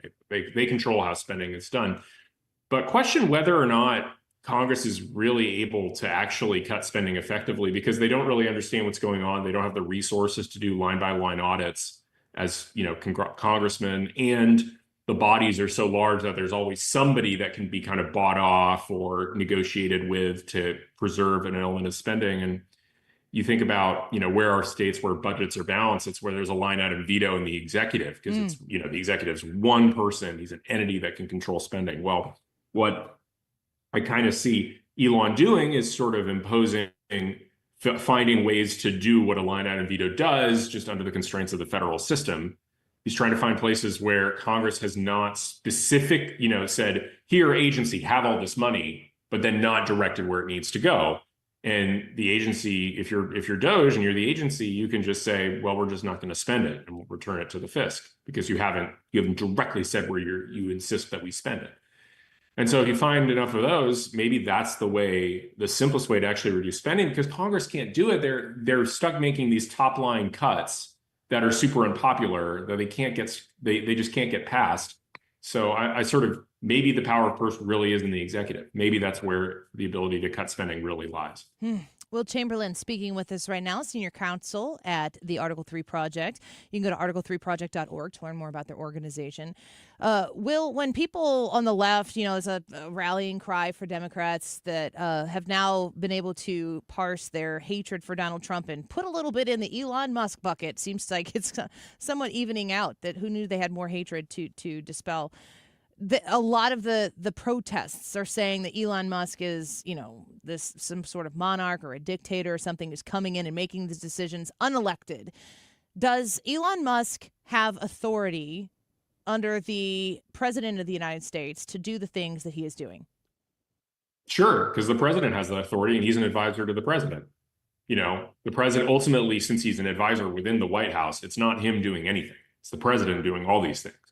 Right, the president issuing executive orders. It's just people under him informing the agencies of the will of the president who supervises them. Like I can explain a little bit how this works from personal experience. When I was working in the Florida governor's office, and I was working with senior advisors to Governor DeSantis, and we would often have meetings with the heads of agencies. You name the Florida Department of Health, Florida Department of Transportation, you name Florida Department of Law Enforcement, you name it. We would be meeting with those agencies, and it would be advisors to the governor basically telling the agency heads what to do. Those advisors to the governor were not elected. Those advisors to the governor, the governor's a busy person. They stand for the governor in the relationships with the government departments. And effectively they're above them, right? Even though they're unelected and even though they're not Senate confirmed, they're above the agency heads, because if they're speaking for the president from the White House, they're speaking for the boss. So that's the dynamic. The way to understand this is Elon is speaking for Trump, right, in a way that is distinct from any of the agency heads who do have their own kind of independent voice, but they still report to the president. And the president would have to bear the benefit and the consequence of the actions of the people who he puts in his stead to do this, because, of course, President Trump cannot be doing all of the work. I don't even know how Elon Musk does it, honestly, but he can't be diving in and doing the things that Elon Musk has. Plus, it seems to me like Elon Musk has, what would you say, a certain set of skills to be able to go into systems and to pull out information from those systems at a more rapid pace because of his IQ probably, but also his tech understanding. That this is common practice in administrations with presidential authority, the executive powers, but it's just usually probably not this public and public facing because Elon Musk is kind of quite a character.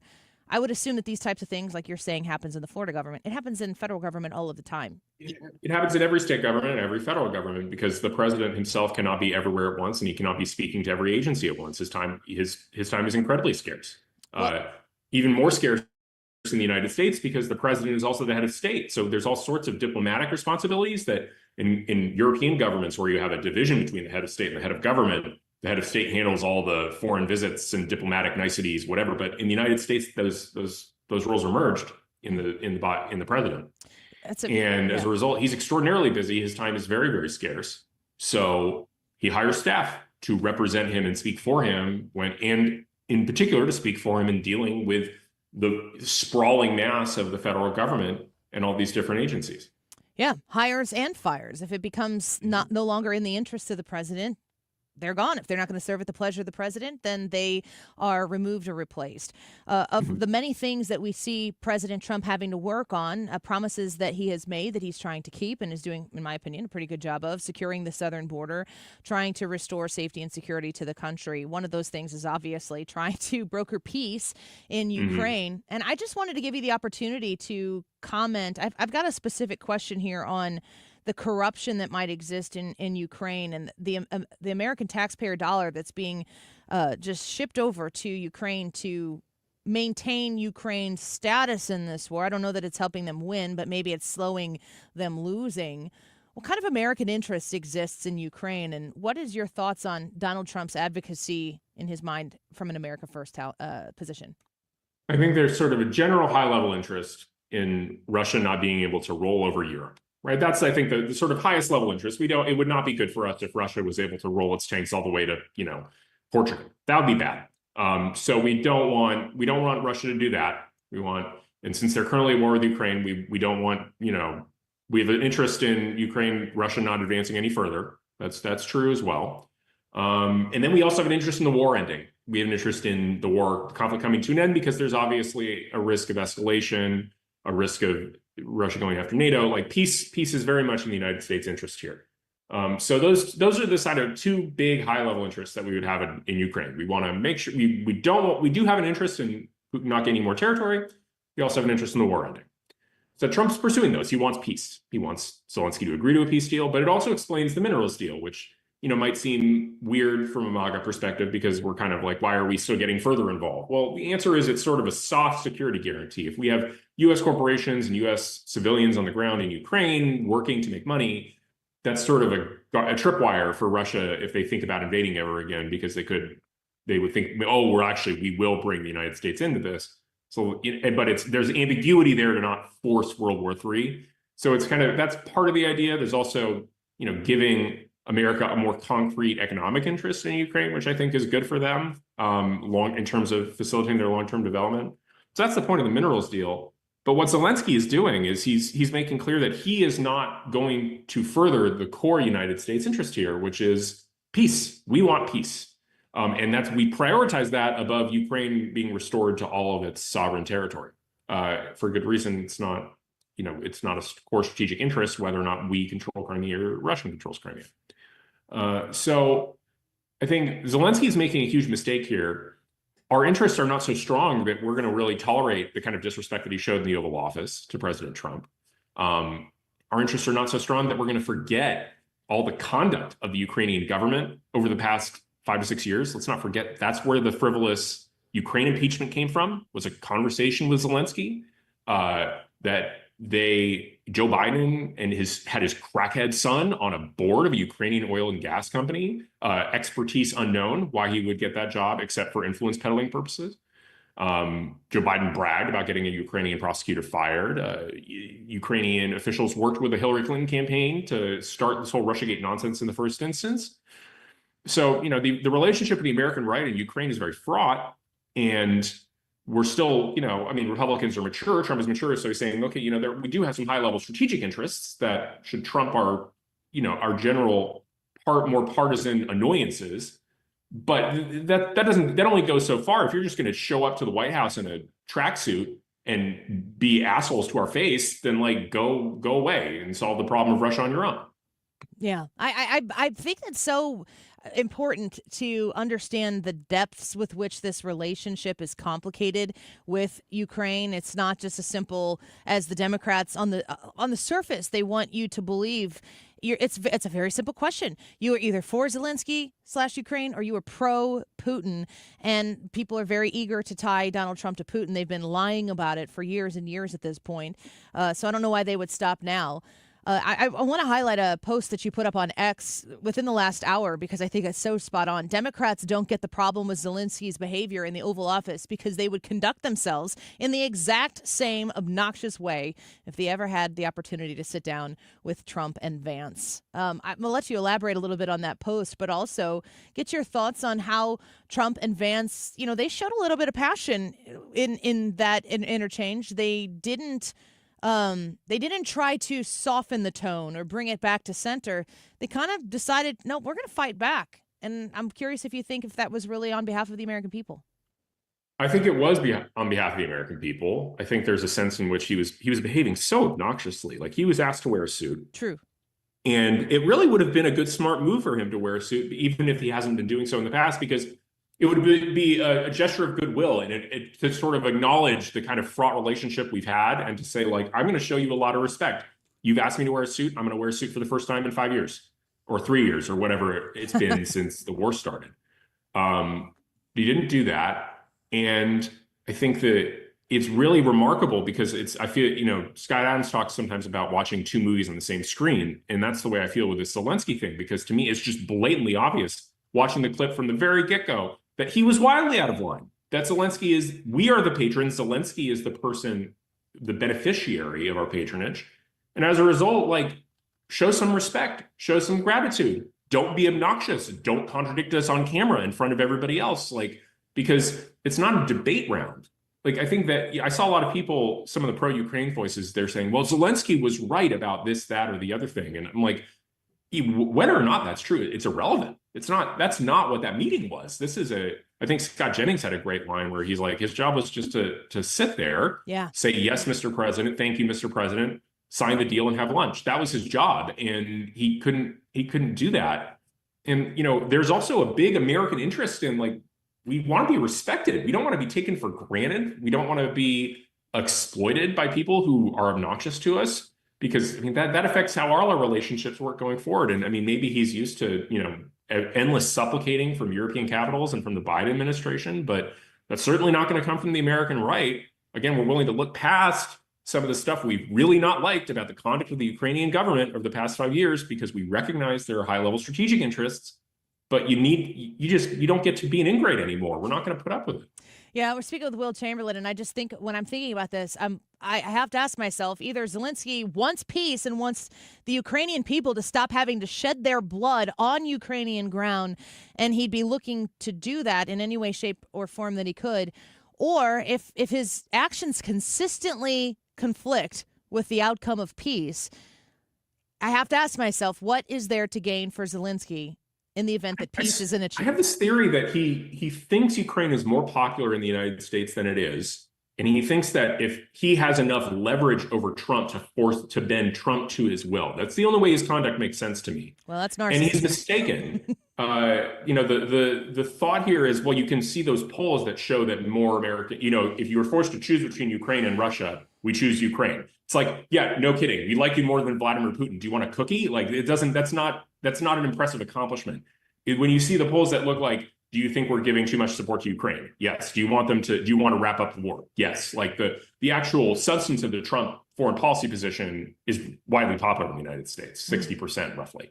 So he's just wildly not underestimating American public opinion. He doesn't get that he's not that popular here anymore, that we want to see an end to the war, that our patience is running out. And I think in some ways he might be deserved by the American media, which hasn't really given effective voice to the sort of realist, skeptical Ukraine position. So, he's reading the Wall Street Journal, he's reading the New York Times, everybody loves Ukraine. And so he assumes that he just has some sort of PR leverage with the public, the American public, that he doesn't have. And the benefit of Donald Trump, in large part on pretty much all issues, is that he is not, he is above playing the game that the media sets out, or that the political party through the media has been able to set out, which is the game is it Zelenskyy or Putin? And Trump's like, that's not even the question. I'm not even answering it. I'm over here. You can come meet me when you're ready. And it's made a huge difference in being able to be America first, not just in word, but also in practice. Yeah, that's exactly right. He doesn't care what the media says. He doesn't care about the media games. He knows his position is broadly popular anyway. Yeah. And he also wants to be a peacemaker. And I mean, he was totally right about the fact that, if you actually want to be a neutral broker or a broker of a peace deal, you stop insulting your adversary. Amen. You stop insulting the guy. You may think that, but you stop insulting him. Show some tact, show some actual diplomacy, which again, Zelenskyy seems incapable of doing because he can't help but pick fights with Trump and Vance for no reason. Yeah. Well, Will, your thoughts on this are welcomed here on the Annie Fry Show, and watching, the Doge stuff happening and Elon Musk doing what he's doing while Trump is over here having conversations with Zelenskyy, securing the southern border, going to have a joint address tomorrow. There's so much to talk about, and your thoughts are always welcome here. So we appreciate you. Thanks for being with us. All right. Always happy to do it. Thank you. Talk to you again soon. Will Chamberlain with the Article 3 Project. Love having him on and his insights. And he's so right when he's talking about the way Donald Trump is approaching this and the way Zelensky's behaved. It's right there out in front of your own eyes. And the one thing that the media always wants to do is make sure that you don't use your own thoughts, your own brain to observe what's happening. And if what it looks bad for the left or the agenda-driven media, they will work in lockstep to try to change your perception. We'll see how it works. Right now, it feels like Donald Trump has been winning in the media, not just in the elections. But there will be a lot. There will be a lot to continue to cover. Joint address to Congress taking place tomorrow, and we're going to have all the thoughts prepared for that. We've got great guests lined up to react to it before and afterwards as well. 97.1 FM Talk will be covering it front to back. Let's take a quick break. Go vote in the YouTube live chat poll. Who won the Trump-Zelenskyy Oval Office confrontation? Trump, Zelenskyy, Russia, or no one? Annie Fry YouTube channel, youtube.com/@AnnieFry to vote. Leave a comment. Tell us what you think and why you think that. Let's see. Scoot says Putin won. Dirk said, I chose no one. The results have yet to be seen. And G said, I don't know that anyone was the winner. Trump definitely came across as the elder statesman. Zelenskyy came across as a spoiled little brat standing there with his hand out. You agree? We'll be right back. This is the Annie Fry Show. The Annie Fry Show is streaming online. Watch us live on YouTube and subscribe. Michael's Flooring Outlet online at igotfloored.com is the website. You can go check that out and peruse their showroom essentially digitally at igotfloored.com. Michael's Flooring Outlet has the flooring that you're looking for and a wide variety to choose from. And I think that you'll understand very quickly when you go into Michael's Flooring Outlet why people choose Michael's, because the customer service is second to none. When you're shopping for flooring, there's a lot of places that you can buy flooring from. Michael's, that's what they do. They're experts at it. They can guide you to make sure that the investment that you're making in the new flooring for your home, that fresh new lines of hardwood or hardwood look-alike that you're going to put in your home, you're going to lay it out and see it in your new home, and you're going to say, oh my gosh, this is fantastic, and I love the price I got from it at Michael's Flooring Outlet. They have 3 locations around the St. Louis area, so you can go in-store and you can feel, test, walk on, observe the flooring from your own personal experience, but that shopping process can start online at igotfloored.com. You can request an estimate there as well. Read reviews from happy customers, people who have dealt with what Michael's has provided with them and the whole process there. Real actual people with real actual reviews at igotfloored.com. Hey, it's Mark Reardon for Underdog Fantasy, and from fast breaks to buzzer beaters to block parties, there's nothing as exciting as basketball. With Underdog, you can bring that excitement to wherever you watch. Playing on their app is as easy as choosing higher or lower on a player's stats, like threes made, points, rebounds, and more. Get those selections right, you could win up to 1,000 times your money. Millions of fans have won billions on Underdog. Will you be next? Join in on the fun by signing up for Underdog today using the promo code MARKR, and you'll get a free selection as part of your first cash entry, plus up to $1,000 in bonus cash when you deposit. It's really easy. It's a lot of fun. You can make basketball picks. You can also create entries with other sports like the NHL, mix and match. You make the call. It's a lot of fun. Do not miss out. But again, when you sign up, don't forget to use the promo code MARKR, M-A-R-K-R. Must be 18 plus and present in a state where Underdog Fantasy operates. Terms apply. Concerned with your play, call 1-800-GAMBLER or visit ncpgambling.org. Mark Cox here. If you're nearing retirement or already retired, call my friends Thomas Helbig and Bob Kershaw with the Retirement Advisory Group. They'll show you how to link to the market without the risk. They're the official financial advisors of my show. Go online to retirementkey.com. If you're the victim of a car accident or suffered a work injury in St. Louis, you want attorneys who live here and work here to handle your case. You want someone who knows St. Louis and is about St. Louis. You want Kaufman Townsley. Call 314-500-5000.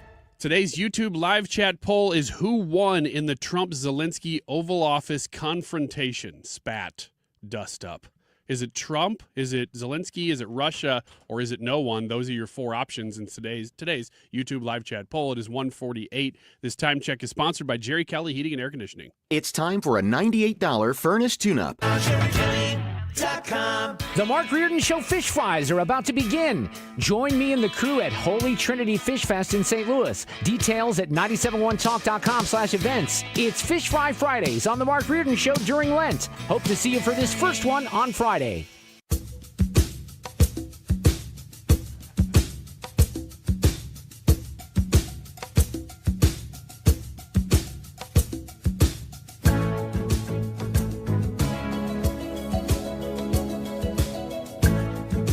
This is The Annie Fry Show.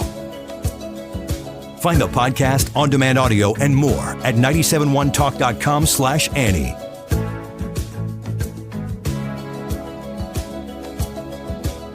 I hear the drums echoing tonight, and she hears only whispers of some quiet conversation. She's coming in 12:30 flight. Wings reflect the stars that guide me towards salvation. I stopped and Wiggins! Oh! Monday Roundup! Yeah! This here's the wildest ride in the wilderness! Can anybody name any other songs by Toto before we move into the Monday Roundup? Hold the line. Europe. Very good joke. Very correct answer by Ethan. Hold the line. That's Hold correct. the line. That one. Can you believe that's them? Completely different sound. It's almost like a different era of rock that they performed those two songs in. I'm shocked. Africa, Hold the Line, and rock. Rosanna. Those are pretty much the three. That's it. I don't even know that one. I bought their greatest hits thinking, oh, man, I know those three. And that was it. Imagine we were having this conversation instead of Eric Schmidt at 12:45. He could have come back at 1:45. He would have probably talked the entire segment about it. Yeah, that's what I was going to say. He probably would have had a lot to add. Yeah. Oh, you're right. What are you doing? The Monday Roundup. Let's go. There we go. Tim Walz says he may run for president in 2028. That's good. I hope he does. Me too. Great. Anything to add to hoping Tim Walz runs in 2028? Yeah. Where do I make a donation? You know what it does say, though? He's not going to run for the open Minnesota seat, the Senate seat. So that's kind of because the Minnesotans know. They know. Yeah. he's just relying on the stupidity of the rest of the uninformed country. Did you see that? He was on a podcast last week, and there was a clip of him basically saying that Trump talking about the Haitian migrants eating the cats and dogs. They're eating the that cats. They're he was eating the using dogs. that Trump was using that as bait for the Democrats, and he said that he basically feels really dumb for spending 3 or 4 days talking about that. Do you remember It's like, I last took the week bait. when we had on Jonathan Lucroy on the show, and he was talking about, I believe it was his Venezuelan counterparts, colleagues in Major League Baseball who, during the protests, are like, why do these people, and he did a little, he's like, why do these people hate your country, bro? And he's like, I don't know. He goes, I wish, he didn't name the coworker, the baseball player, but he said, in my country, he basically said they're eating dogs and cats. Yeah, that's right. I thought the same thing when I heard that. I'm like, well, there we go. Subtext of this, Tim Walz says he's running for president, is Tim Walz actually running for transportation secretary? Thank you very much. I will be here until Friday, actually, and then I'll take a weekend just like normal. New technology would allow people to taste in virtual reality. Have you ever seen an advertisement with food that looks so good that you just wanted to go through your screen and taste it? No. Scientists are working on never making had that experience. that dream a reality. It's called the e-taster, and it differs from other e-tasting that has been attempted in the past that was just shock your tongue. Apparently that exists. Didn't know it until I read this article. Have you ever had that experience? You wanted to go through the TV and just... Every single time I see an ad. For what? Like for anything. What's the most attractive food you can see on TV? Probably cake. Is it cake? Is it cake? Like when I see it cake on TV, I wonder first, is it cake? And then when they cut it, I'm like, I want to eat that cake. Even though it looks like a shoe. I don't care if that's a chair that woman was just sitting on. I'd like a bite. Uh-huh. Have you ever seen the Is It Cake parodies where somebody puts two cakes next to each other? And one of them was made, it looks like by a third grader. Like a Duncan Hines box cake. It's not even close. And they're going, which one is cake? Is the answer ever no? To looking at something on TV and wanting to eat it? No. Is it cake? Go on. Next question. Or whatever we're doing right now. Well, just to let you know, whatever this e-taster is like a bunch of different tastes put into, I don't know, like liquid form, and then they pump those tastes into your mouth as you're seeing it. I think I'm a big no on this. Yeah, you know how like when you get artificial flavored anything and you're like, oh, it kind of suggests strawberry. What is strawberry flavor? Nothing that's ever strawberry flavored ever tastes like strawberry. This would all be artificial flavor to hint at something it's never going to taste. Yeah. How I can see like, oh, that tastes like strawberries or buttered popcorn, but then you go, oh, I'm looking at a pork tenderloin. You know, what are you going to get out of that tube? It's going to be like, oh yeah, hard pass. So there's a tube in your mouth. Is that how they? I'm trying to figure out how they. Yeah, pump and I think it the kind of taste into your mouth. spritzes. It's kind of like a mister.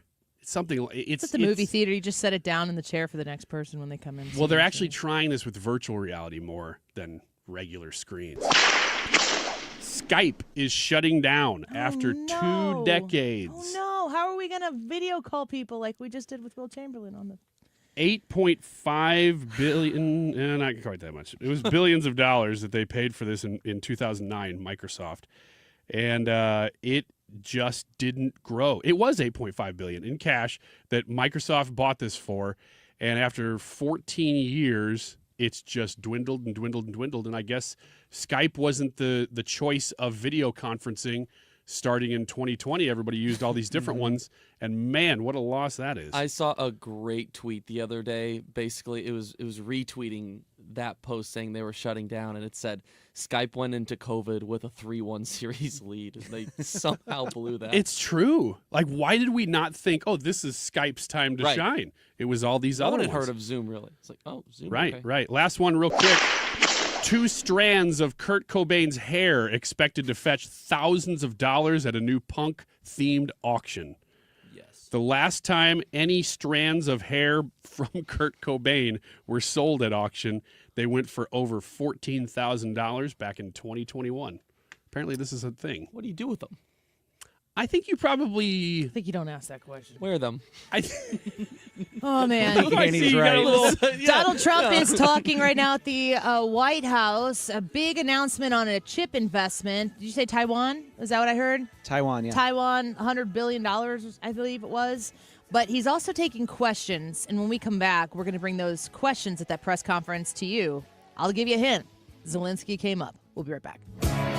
Join Mark Patrick seminars and stop smoking now without cravings, irritability, weight gain, or your money back. Totally changed my life. It's amazing. I don't have any cravings. You want to quit, but have found it impossible? This is the thing for you. I have absolutely no cravings. It's the darndest thing I have ever seen in my life. It's not for entertainment. It's for results. Do it. It works. Period. You've tried everything else. you need to come and try this. Early bird special, only $49.99. Hypnosis designed to destroy unwanted cravings. That's right. Seminar Sunday, March 16th, Aviator Hotel and Suites, South I-55 in St. Louis. Weight loss seminar, 11 a.m. Stop smoking seminar, 2 p.m. Or Monday, March 17th. 4 Points by Sheraton, St. Louis, Fairview Heights. Weight loss seminar, 5:30 p.m. Stop smoking seminar, 8 p.m. Register at markpatrickseminars.com. Hey, it's Mark Reardon for the Doctors of Ophthalmology Associates. I depend on them for eye care, and they have an announcement. They're pleased to welcome Dr. Samuel Berry to their practice. Dr. Berry is a cornea surgeon, and he has the latest knowledge and techniques for advanced eye care and treatment in the field. So what do we call them now? The doctors? No, just the best doctors to see for your best vision. In St. Louis, you can reach them at 314-966-5000. They've treated more than 250 doctors, more than any others in the practice. Now, if you need help with dry eye, LASIK surgery, maybe you have glaucoma, macular degeneration. I had an eye disease when I was just 25 years old, so my eyes are very important to me. You get the absolute best care with the Doctors of Ophthalmology Associates. Doctors Greg Birdie, Ranjan Malhotra, Robert Bersati, Andy Royer, and now Dr. Samuel Berry. 314-966-5000 or visit youridoc.com. They have a great location just off Manchester Road, a half-mile west of 270. Ophthalmology Associates. 99 years. That's how long Overhead Door Company of St. Louis has been repairing and replacing garage doors for savvy homeowners. Since 1926, they are the only authorized dealer of Overhead Door brand products in the city.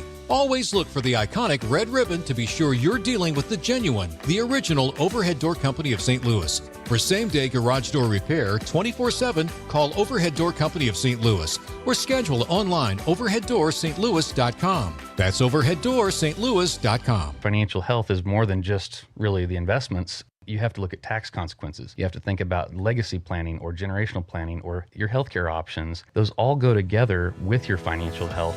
Join Matt Goolsby for Retire Hour to hear his team in finance, healthcare, estate, and taxes discuss changes in law, strategic planning, and answer listener questions. Submit your questions to be answered live on air at retirehour.com. Retire Hour, Sundays at 7 a.m., right here on KFTK. KFTK FM Florissant from the Kaufman Townsley St. Louis's Injury Lawyers Studio. Call 314-500-5000. That's 314-500-5000. All on the free Odyssey app. The backbone of the economy. Elisa Brady, Fox News. That's how President Trump describes the semiconductor industry, just announcing that the world's largest chip maker, Taiwan Semiconductor, plans at least $100 billion in new investment in the U.S. The most powerful AI chips in the world will be made right here in America. That's on top of some $65 billion announced by the company during the Biden administration. Now, during that event, the president also just telling reporters after Friday's Oval Office blow-up with Ukraine's President Zelenskyy. Well, I just think you should be more appreciative because this country has stuck with them through thick and thin. But he sidestepped a question on whether a minerals deal with Ukraine is still on the table, saying he'll have more to say during tomorrow night's address to a joint session of Congress. First Lady Melania Trump visits Capitol Hill to support the Take It Down Act, which would make it a federal crime to knowingly publish or threaten to publish non-consensual intimate imagery online. The First Lady says children especially must be protected. It's heartbreaking to witness young teens, especially girls, grappling with the overwhelming challenges posed by malicious online content, like deepfakes. The bill previously passed the Senate with bipartisan support, but stalled in the House. A Senate Democrat wants answers from the Secretary of State about a reported plan to spend more than $400 million on armored versions of Tesla's Cybertrucks to transport diplomats. Connecticut Senator Richard Blumenthal says the State Department publicly stated that contract was planned during the Biden administration. But Blumenthal says questions have been raised about whether government documents have been backdated because of public pushback. The Trump administration has said the purchase is on hold. America is listening to Fox News. It's time to throw your overpriced big wireless contract overboard. With a qualifying plan, you can choose an iPhone 14 or a Samsung Galaxy for $0. Pure Talk's U.S. customer service team will make the switch in as little as 10 minutes. No hassle, no gimmicks, just honest-to-goodness wireless price right. Dial pound 250, you say the keywords Pure Talk, claim your new iPhone or Galaxy with a qualifying purchase from Pure Talk, which is America's wireless company. Visit puretalk.com for details. I'm Kareem Abdul-Jabbar. I learned about atrial fibrillation the hard way. My symptoms would come and go. Shortness of breath, fatigue. I kept going. Then I got so lightheaded, I couldn't. My doctor said I have AFib, so I'm about 5 times more likely to have a stroke. Other symptoms, irregular heartbeat, heart racing, chest pain can come and go, but the risk of stroke stays. If you have symptoms, tell a doctor. Visit notimetowait.com. Sponsored by Bristol-Myers Squibb and Pfizer. Air Comfort Service, heating, cooling, and insulation. Weather. Gusty winds coming up from the south as we go through our Monday afternoon with a mix of clouds and sunshine. Be a couple of limited showers here and there, 59. Tonight, clouds, showers mainly after midnight, 51.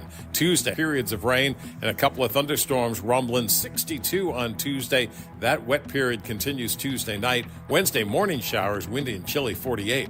This is 97.1 FM Talk. Chief Meteorologist Dave Murray. Diabetes, high blood pressure, anxiety meds, everyone's on them. If you're a 50-year-old male, maybe a bit porky, and you may even have type 2 diabetes, $1 million of term insurance may only cost you about $200 a month. Call Term Provider. Speak with Big Lou at 800-700-6898. Big Lou will find a term life policy for you even if you have type 2 diabetes, are overweight, or have high blood pressure. Term Provider has helped thousands of people like you who think they can't afford term life insurance. To buy $1 million of affordable term life for you, all you need to do is call Big Lou at 800-700-6898. Lou will make sure the scales are tipped in your favor. Call 800-700-6898.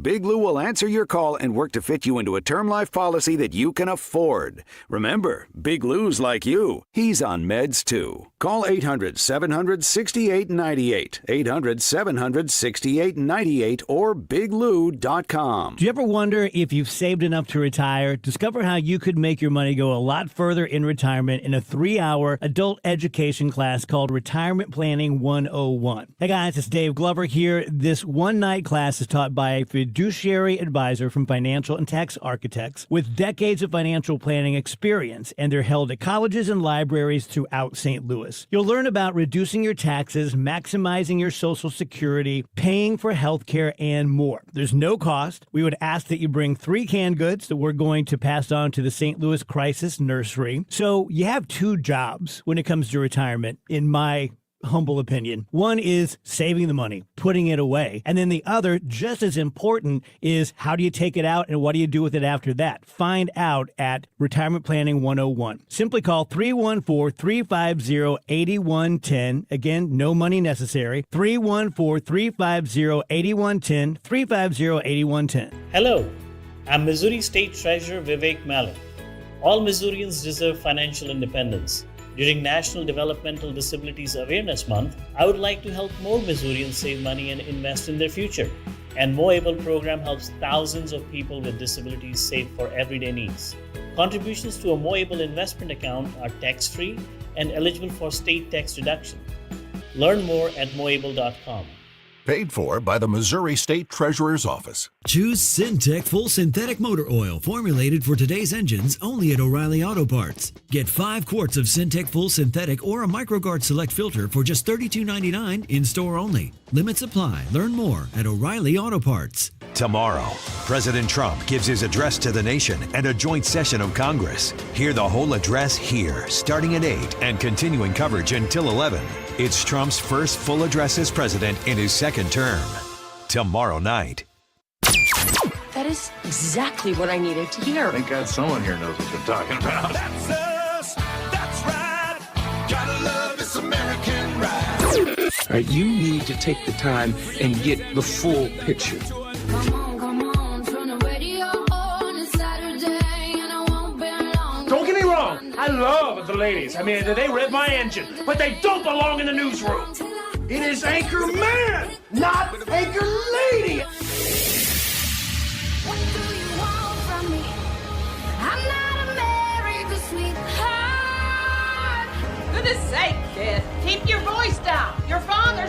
to the radio. I'm not America's sweetheart. This is the Annie Fry Show. Welcome back to the Annie Fry Show. We have a YouTube live chat poll we want your reaction to right now. And I haven't peeked at the results. Sometimes I like to peek at it midway through. I'm not really sure how this is going to go. Who won in the Trump-Zelensky Oval Office confrontation? You know, on first blush, I would think a lot of people would just vote for Trump. He is the first option, Zelensky the second, Russia the third. But I'm wondering if no one, which is the fourth option today, is going to make a pretty strong play. If it seems like at this point, it's not another concession to Zelensky and Ukraine on the American taxpayers' dollar, but it also doesn't really feel like a win. I don't feel like whatever the win is that came out of that, I don't really feel like it doesn't feel like the final win. It's not the winning of the proverbial war. Oh, yeah, definitely not. The only one that I had a strong feeling about in this poll is Zelensky, and it was a hard no. Yeah. He's the only one to me out of those four that was like definitely not him. Yeah, you can eliminate that one pretty quickly. We're going to get to the president's answering of questions here in just a second, but I wanted to play this CNN report on how Americans are feeling about United States support for Ukraine. CNN did a poll, and they were asking, are we supporting them a little too much? If you would expect changes amongst the public on feelings towards Ukraine, feelings towards Zelensky have changed also dramatically. Look at this. Confident Zelensky will do the right thing when it comes to world affairs. Back in 2022, it was the clear majority, 72% through the floor. Through the floor by 2024, just 48% of Americans say that they're confident that Zelensky will do the right thing when it comes to world affairs. And GOP confidence has also plummeted dramatically. Now the clear majority of Republicans are not confident that Zelensky will do the right thing when it comes to world affairs. Really a real trend line, ones you rarely see in the American public when it comes to Ukraine and Zelensky. Confidence in both going down through the ground. Look, some allies of President Trump have targeted Zelensky with harsh criticism over the last few years, and it could be that that's having some impact here. Absolutely. The Republican establishment, the Republican electorate has moved as the Republican establishment and Republican leaders have moved on. All right, let's talk about the idea of a peace deal. And again, the way you asked this matters. So I'm going to cut him off right there. But when you're listening to these two individuals discuss this on CNN and talk about how it's not quite half, but it's close to half, a 50% decrease, 40% decrease probably, in how Americans react to the amount of support being provided from the United States to Ukraine and the trust in Zelensky, it's always important to pay attention to what the Democrats are trying to do, which is just to say there's only one question, and it's, do you support Zelensky in Ukraine? You can't ask, they don't want you to ask any follow-up questions on that. You don't get to qualify your answer to that question in any way, shape, or form. They want it to be a litmus test, Zelensky or no. And if you say no, then they, in the past, have always get to predetermine, if you say no to this question, we will tell you what that means. And that's just, it's more complicated than that right now. And this isn't going to be easy on any of these issues when the Democrats are used to being able to control the narrative. Clearly, they have not. And then when you listen to CNN, they're trying to explain it away that, support has gone down. They're like, well, the Republicans have done a lot of hit jobs. So wink, wink. So I guess the rest of the Americans who are listening to this, they're all too stupid to have thought for themselves. The only reason why it's been cut in half is because they've just been very susceptible to hit jobs. Yeah, Harry Enton is really a fun guy to listen to because he's so passionate about numbers. But anytime he gives any number that is, vaguely pro-Republican, he'll come back out and try to sort of spin that because he knows he's on CNN. Yep. All right, we'll take it. Let's go to the White House right now. President Trump was speaking with, it's at Howard Lutnick to his right, and a gentleman from Taiwan who is going to talk about a major investment into making chips, mostly in Arizona, but certainly investing $100 billion in the United States to get these chips produced here in the United States. And then, of course, after the case, while Donald Trump and the press are there, you know what happens next. Let's listen to Trump. About 25,000 jobs. But it'll get bigger and bigger with time. Knowing this gentleman, it'll get bigger and bigger. There'll be no stopping him.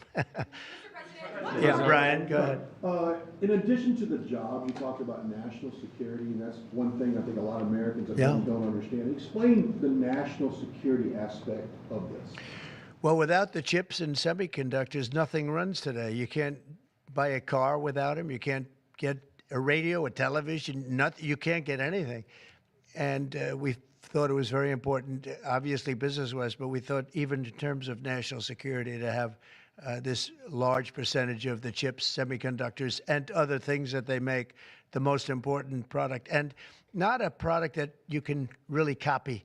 It takes years and years. You know, on the needle of a pin is total genius. I mean, they can put things, I mean, something the size of the needle, the point of a pin, they put information that is just not even believable. So if you would see this, it's just really something. Yes, Brian? One more aspect to that. Honda announced they're coming to Indiana because of the tariffs. Once again, that's right. Bringing additional jobs and manufacturing. You want to comment on that as well? Well, Honda's coming, and I told you about Apple that they're going to be starting to build massively here, $500 billion. And we have many other companies going to be announced, but we had many that have already announced. And no, it's going to be great. It's looking really strong. I don't think this country has ever seen anything like we're seeing right now. Now, the tariffs, as you know, will start a week earlier than the reciprocal, which is going to be on a couple of weeks earlier. Reciprocal tariffs start on April 2nd. And I wanted to make it April 1st, but I didn't want to go April Fool's Day because that costs a lot of money, but that one day. But so we're going April 2nd. But very importantly, tomorrow tariffs 25% on Canada and 25% on Mexico, and that'll start. So they're going to have a tariff. So what they have to do is build their car plants, frankly, and other things in the United States, in which case they have no tariffs. In other words, you build, and this is exactly what Mr. Wei is doing, by building here. Otherwise, they'll build, if they did them in Taiwan to send them here, they'll have 25% or 30% or 50% or whatever the number may be someday. It'll go only up. But by doing it here, he has no tariff, so he's way ahead of the game. And I would just say this to people in Canada or Mexico, if they're going to build car plants, the people that are doing them are much better off building here because we have the market. We're the market where they sell the most. And so I think it's going to be very exciting for the automobile companies. Very exciting for, I can think of any, as an example, North Carolina, they had the great, I used to go there to buy furniture for hotels, and it's been wiped out. That business all went to other countries. And now it's all going to come back into North Carolina, the furniture manufacturing business, please. Is the Ukraine minerals deal now dead, or can it be revived? Well, I'll let you know. We're making a speech. You probably heard about it tomorrow night, so I'll let you know tomorrow night. But no, I don't think so. I think it's a great deal for us because, you know, Biden very, very foolishly, stupidly, frankly, gave $300 billion and $350 billion more accurately to a country to fight and to try and do things. And you know what happened? We get nothing. We get nothing. Just gave it. We could have rebuilt our entire U.S. Navy with $350 billion. Think of it, $350 billion. We could have rebuilt our U.S. Navy. So he gave it away as fast as the money could be gone. And what we're doing is getting that all back and a lot more than that. And what we need, it's very important for this business that we're talking about here with chips and semiconductors and everything else. We need rare earths. And the deal we have is we have the finest rare earths that you can. Mr. President, what do you need to see from President Zelenskyy to restart these negotiations? Well, I just think he should be more appreciative because this country has stuck with them through thick and thin. We've given them much more than Europe, and Europe should have given more than us because, as you know, that's right there. That's the border. This country really was like the fence on the border. It was very important to Europe, and I'm not knocking Europe. I'm saying that they were a lot smarter than Joe Biden because Joe Biden didn't have a clue. He just gave money hand over fist, and they should have been able to equalize with us. In other words, if we gave $1, they should have given. Well, we gave $350 billion. They probably gave $100, but on top of it all, they get their money back because they're doing it in the form of a loan, and it's a secured loan. So when I saw that, which I've known about for a little while. I said it's time for us to be smart. At the same time, it's great for them because they get us in the country taking the rare earth, which is going to fuel this big engine, and especially the engine that we've in a very short time created. And we get something, and we're there. We have a presence there. With all of that being said, I want one thing to happen. I want all of those young people to stop being killed. They're being killed by the thousands every single week. Last week, 2,700 were killed. 2,700 young, in this case, just about all young boys from Ukraine and from Russia.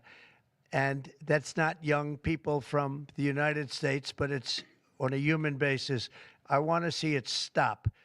The money is one thing, but the death. And they're losing thousands of soldiers a week.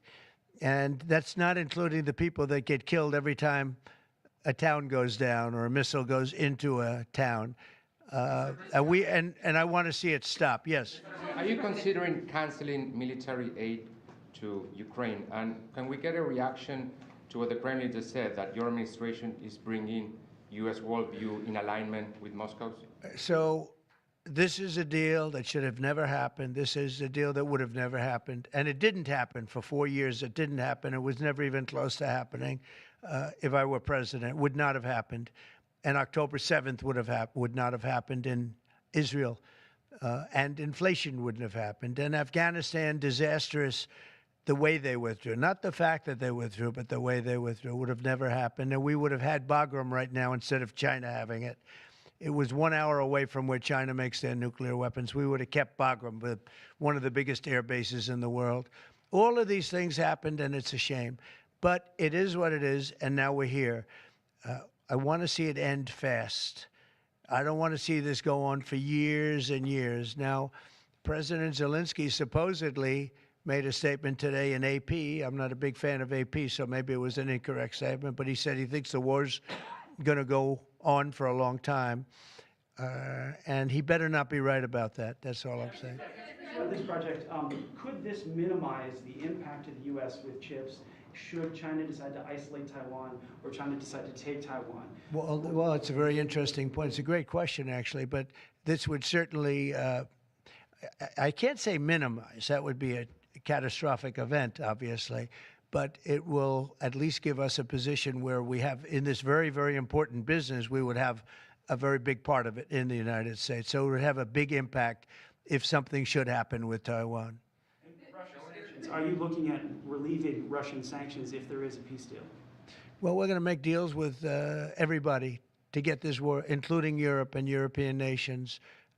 And they've acted very well. You know, they're good people. I know most of them are friends of mine, the heads of state, the heads of the various countries, prime ministers from the different. I got four prime ministers and 5 presidents called me over the last 2 days. And they want to work it out. They want to get it worked out. And I think they're also, you know, they're talking money, but the money is less important than the deaths. We're talking thousands of young people a week. And people would say, why do I care about Ukraine, young people? Why do I care about, and not all young, but they're pretty young. You know, Ukraine is running a little bit low, and they're getting older. They're recruiting older people. It's a very, very sad thing that's happening over there. And we want to get it finished. We want to stop the death. On the tariffs, is there any room left for Canada and Mexico to make a deal before midnight? And should we expect those Chinese tariffs, the extra 10%, to take No effect room sooner? left for Mexico or for Canada. No, the tariffs, you know, they're all set. They go into effect tomorrow. Mr. President, just to follow up on my colleague's question. And just so you understand, vast amounts of fentanyl have poured into our country from Mexico, and as you know, also from China, where it goes to Mexico and goes to Canada, and China also had an additional 10, so it's 10 plus 10, and it comes in from Canada and it comes in from Mexico, and that's a very important thing to say. Yeah, please go ahead. Have you decided if you're going to suspend military aid to Ukraine? Have you made that decision? Well, I haven't even talked about that right now. I mean, right now, we'll see what happens. A lot of things are happening right now as we speak I mean, literally, as we speak, I could give you an answer and go back to my office, the beautiful Oval Office. I could go back into the Oval Office and find out that the answer is obsolete. It's like his business. It's obsolete. You come up with a new chip, and it's obsolete about 2 minutes later, right? But that's what's good about his business. That's why he's the only one that's successful in it. But To follow up my colleague's question from Russia saying that your foreign policy is largely in line with their vision, should that be concerning to Americans? said what? Should that be concerning to Americans? Read the statement. That Russia says that your administration's foreign policy is, quote, largely in line with their vision. Well, I'll tell you what, I think it takes two to tango, and you're going to have to make a deal with Russia, and you're going to have to make a deal with Ukraine. You're going to have the assent, and you're going to have the consent from the European nations, because I think that's important, and from us. I think everybody has to get into a room, so to speak, and we have to make a deal. And the deal can be made very fast. It should not be that hard a deal to make. It could be made very fast. Now, maybe somebody doesn't want to make a deal. And if somebody doesn't want to make a deal, I think that person won't be around very long. That person will not be listened to very long because I believe that Russia wants to make a deal. I believe certainly the people of Ukraine want to make a deal. They've suffered more than anybody else. We talk about suffering. They've suffered. But if you think about it, under President Bush, they got Georgia, right? Russia got Georgia. Under President Obama, they got a nice big submarine base, a nice big chunk of land where they have their submarines. You know that, right? Crimea. Under President Trump, they got nothing. And under President Biden, they tried to get the whole thing. They tried to get the whole big Ukraine, the whole thing. If I didn't get in here, they would have gotten the whole thing. So I can only say, you can go back to Bush, you can go back to Obama, and go back to Biden. They took a lot. The only one they didn't get, you know what I gave them? I gave them anti-tank missiles. That's what I gave them. I gave them sanctions on Russia. I gave them javelins. You know the javelins? You know when they took out all those tanks? You know the tanks were heading to Kiev by the hundreds, and they were unstoppable. And I gave them javelins. So, you know, I really, Putin is the one that will tell you this has not been so good for them. The fact is that I just want fairness. I want fairness. But think of it. I gave Russia nothing except grief. I gave them nothing. I gave them sanctions and javelins. That's what I gave them.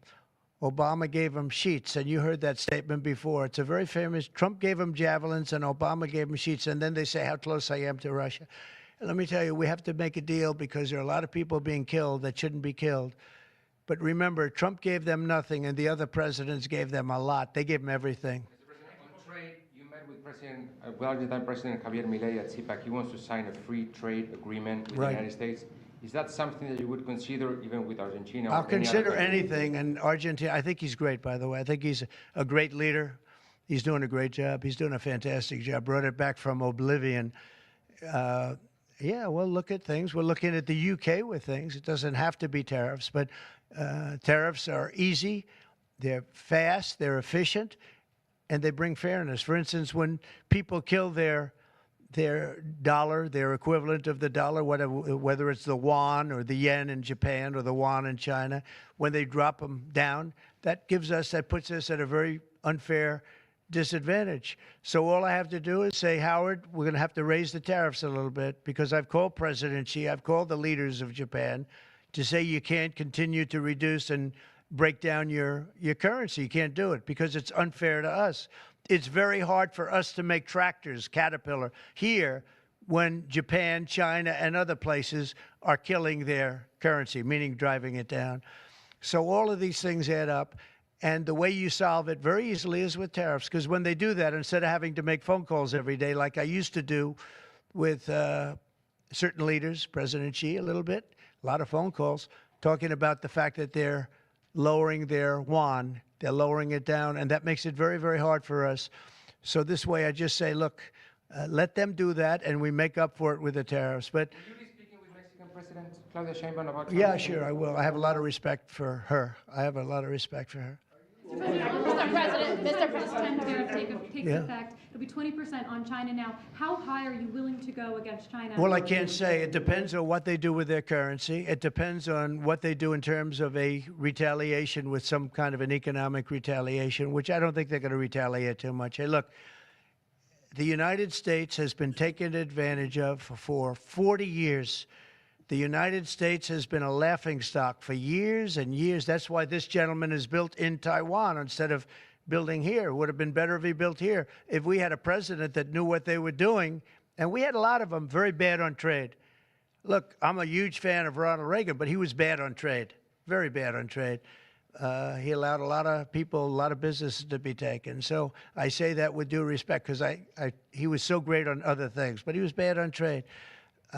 We are setting records right now, records like nobody has ever seen before. When you have companies like this coming in and almost 40% of their company in one signature is going to be devoted to what he does, which is one of the most important businesses in the world. That's an unbelievable thing. When Apple now is going to start building all of their plants here, all because of what we've done in terms of, it's not because he likes me or they like me. They don't probably like me at all. I don't know. I think he likes me a little bit at least. But you know what? It's the incentive we created or the negative incentive. I mean, it's going to be very costly for people to take advantage of this country. They can't come in and steal our money and steal our jobs and take our factories and take our businesses and expect not to be punished. And they're being punished by tariffs. It's a very powerful weapon that politicians haven't used because they were either dishonest, stupid, or paid off in some other form. And now we're using them. Say it. Have you spoken with President Xi about this? I don't want to tell you that. Thank you very much, everybody. Thank you. So Thank President Trump speaking from the White House, the $100 billion CHIPS investment seems like a lot of it, if not the vast majority of it, is going to be spent in Arizona. And if you listen to President Trump saying this right in front of the gentleman from Taiwan who's making this investment, this is a post-tariff reaction. You don't want to pay tariffs? You bring those jobs and that production to the United States. And it seems to be happening once again. Lots of other comments on Zelenskyy, on a whole host of things there. And we want to make sure that you get it straight from President Trump's words. Quick break. When we come back, YouTube live chat poll. We'll just go around the room real quick and give our thoughts on this question. Who won in the Trump-Zelenskyy Oval Office confrontation? Trump, Zelenskyy, Russia, or no one? We need to know what you think. Leave us a comment in the Annie Fry YouTube channel and a vote. We'll be right back.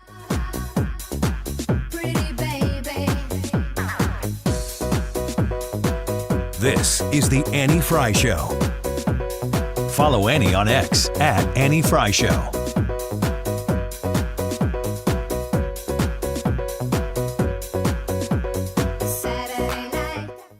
The Dittamore Group is your place for real estate purchases, sales, what you're looking for when you are buying a new home. You want to go to people who understand the community that you'd like to live in, and maybe even some other options. You might know exactly what you're trying to accomplish or trying to find. You might be maybe relocating in the Missouri, Illinois area, and you just want good guidance and people who understand a good deal when they see one, a good, strong house when they see one. You go to the number one team and the number one office in the Metro East. That's the Dittamore Group. 618-531-4652. 618-531-4652. You reach out to Tammy Dittamore and her team. She's got a great, strong team there to help you with your purchasing, also to help you with your listing if you're looking to list your home. They are experts in the communities. They know how to make sure that you're listing your home for a top sale, the advice to give you the guidance, and to do it in a way that makes you a part of that number one team there in the Metro East. You call her directly at 618-531-4652 or reach out to the Dittamore Group online at thedittamoregroup.com. Hey, Jimmy Fallon here with a quick listening tip for you. If you miss Fox Across America or any of your other Fox News favorites, do not worry. I got you covered. You can stream previously aired shows with Rewind, available exclusively on the free Odyssey app. So if you're busy work days, it doesn't mean you have to miss out on the news. Listen to your Fox shows on your time with Odyssey. To get started, just download the free Odyssey app and search for Fox News Radio. That's Odyssey, Audacy. I'm spelling it out in case you're a little slow like me. Imagine this, a summer evening, relaxing under a beautiful porch overhang, hosting your friends on a composite deck, or enjoying a bug-free breeze in a screened room. That sounds dreamy, right? Hi, it's Kim, and that dream can be your reality with Lakeside Renovation and Design because they specialize in creating outdoor spaces that make your backyard the go-to spot for family and friends. And with their attention to detail and the high-quality materials they use, you'll have a space that lasts for years. Visit lakesideRD.com today to get started on your outdoor oasis. You're listening to the Annie Fry Show live from the Air Comfort Service Heating, Cooling, and Insulation Studio. Air Comfort Service is celebrating 55 years of residential and commercial service, maintenance, and installation of heating and cooling systems. Get in your comfort zone. Visit aircomfortservice.com. The minds and voices that shape America are talking here. This is Brian Kilmeade. This is Griff Jenkins from Fox News. This is Jimmy Fallon. Stream it on the Odyssey app. 97.1 FM Talk. 97.1 on the Odyssey app on your phone. Bring it.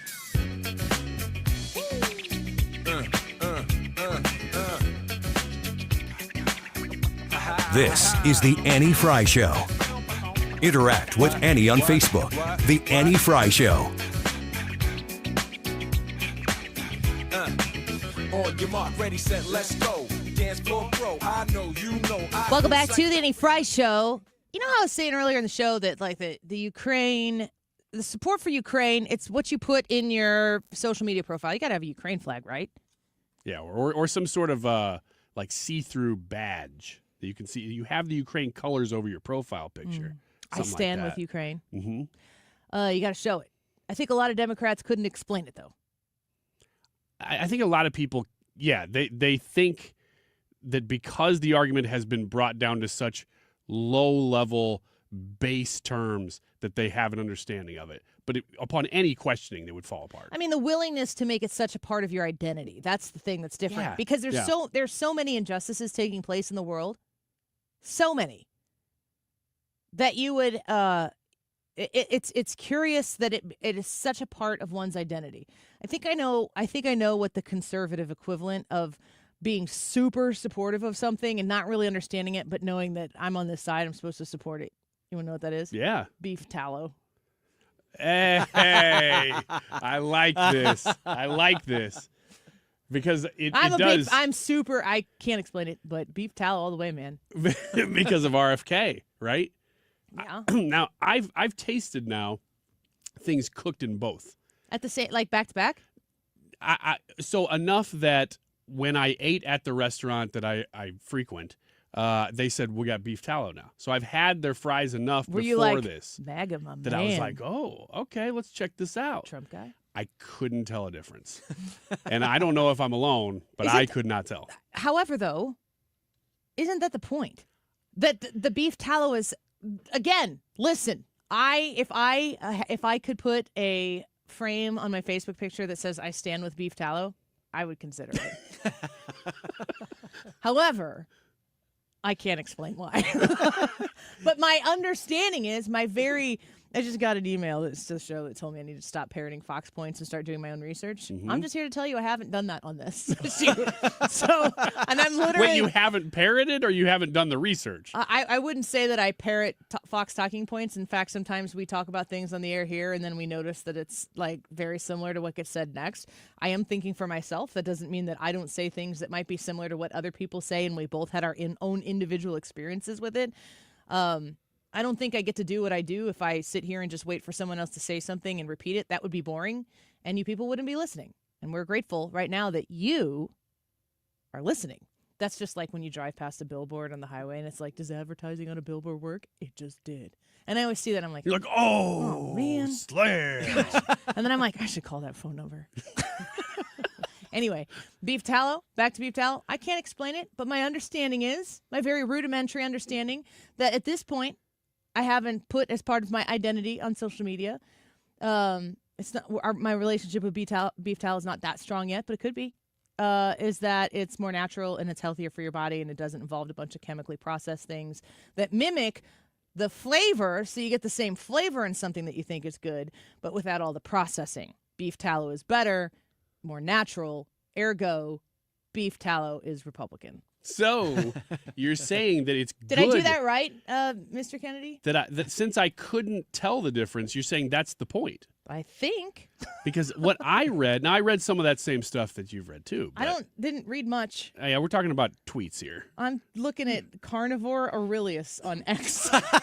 That's where I go for most of my Monday And roundup. it just says, it's just in my For You page, so I don't follow this person, but it says, it's finally happening, people. Pretty surreal how much memes can change reality. And it's a screenshot of Fox and Friends Fox and Friends Weekend. And it's just a screen on their television of chains frying with beef tallow, Steak and Shake, Popeyes, Outback Steakhouse, Buffalo Wild Wings, and Smashburger. And I just thought, I saw that, and I'm like, oh, that's nice. And then I had the next thought was, I'm not sure why. The information that I There you read. go. And this was a little while back. And keep in mind, this could have been Big Beef Tallow sponsoring I know. this. You never know. You got to ask questions. They were saying how much better the fries that they had tasted as cooked in beef tallow. And so I was expecting a big difference, but I did not notice much. I don't think big difference is the goal. I think the fact that you don't have to sacrifice flavor when you eat healthier is the point. Well, there was a lot of flowery language, which makes me think that maybe it was, there was some money being exchanged hands here, but they were saying things like a richer, beefier taste in your French fries. I don't like your a more tone. natural French fry. They were saying things like that. You vocal fried your French fry. And I said, well, sign me up. I don't care who wrote that. I'll eat it. And I did. And again, not a bad fry. I wouldn't say it was any worse. It just I wouldn't have known any difference. And I was a little disappointed because I thought this was going to be a renaissance for America. I don't think it's for flavor. I think it's for health, which I think has been RFK Jr.'s entire point and purpose. It's not like he's Guy Fieri taking you to Flavor Town. It's like, put me in office for beef tallow. I kind of view RFK that way. Like he gets into the pharma stuff, and I'm like, I don't know. I think that's a misconception. I just want better tasting chips, stuff like that. I don't think that's the point. That's why I voted for Trump. I think that's actually, we'll take any kind. I don't think, and again, I haven't studied this a lot. So again, I really feel like if you got 100 people in a room and you only vetted them by checking their Facebook profiles to see if they stand with Ukraine or not. I'd like to go in that room and just start asking some questions. Look, we're a month and 2 weeks in, if that, into this presidency. Less than that with RFK. No. We're like 2 weeks into RFK's tenure. Yeah. But my biggest disappointment with the administration is that there's still drying agent / gluten in all my bread. Because that's why I voted for Trump, was to get rid of the junk in my bread. Is gluten un-American? It sounds like it's like super American. I don't know if gluten is. It's he always talks about the drying agent they started using in the mid-90s for the bread and how it hurts, everybody's health to be eating this stuff and it's bad for you. And I said, well, then that's all I need. I don't care about anything else. I'm with Donald Trump now. And I voted for that, and here it is 2 weeks later, and I'm still eating all that junk in my bread. So I'm disappointed. If beef tallow was infinitely more healthy for you, but it didn't taste quite as good, would you change your eating habits? I think you know the answer to that question. I know. No. I want to taste. I want to be taken to Flavor Town, Annie. You said it. You remember trans fats? Yeah. When trans fats were a big thing that we weren't like, every package you got would be like 0 trans fats. I wasn't sure trans fats were real. I thought it was a marketing ploy. I did too. Like because everything is trans now. 0, if you want to be, but not now. Also something that people vote for. Right. Thank you. Everything is transportation. Uh-huh. That's trans. It's your joke. Go ahead. No, that was all I got. It's all you, brother. No. fats? Trans. I didn't know if they were real. You didn't know if they were even real? No. You Really? want to know the first thing that I saw trans fat in? Hostess pies. Those little packages. Was it that you listed were- on the ingredients? in the nutrition facts? Sure. Is it? Okay. Yeah. Because zero trans fats was on everything. It's like Big Nutrition gets to hear this new thing. I don't even, to me, they have to be in bed together because it's like, let's make up something and then we can put on our packages that there is none of that in this package or in this product because it doesn't exist, so it won't be a lie. And then a Hostess, I think it was Hostess, like a Hostess cherry pie or something that I was with someone and they had that, and I was always checking labels. I'm like, I have to find out. And I'm like, oh, there's some trans fat in that. So they didn't get the memo. You know what I see now? They're like, oh, we put it in the wrong place. Same exact kind of thing that I see every time I see it now. I'm like, oh, thank God that's not in there. Is parabens. This shampoo is paraben free. And I'm like, well, dang, that's good. Mm-hmm. I'm glad there's not parabens in there. But it's everywhere. You've been made to think they're bad. I don't even know what they are. That's big plastic or something. Yeah, it was something that was clearly easy for them to either remove or already wasn't in there. Parabens, that's as a word, doesn't sound as bad as other things like trans fat or whatever chemical names I can't pronounce. Parabens almost sounds like something that middle-aged white women will start using on their face soon or something. I don't know what parabens is because I just typed it into Google and it tells me that it's Portuguese for congratulations. YouTube live chat poll. I've gotten nowhere in this segment. You're gonna start I'm going no to smarter. It's like an episode of Yeah, Seinfeld. neither is anyone listening. That's the problem.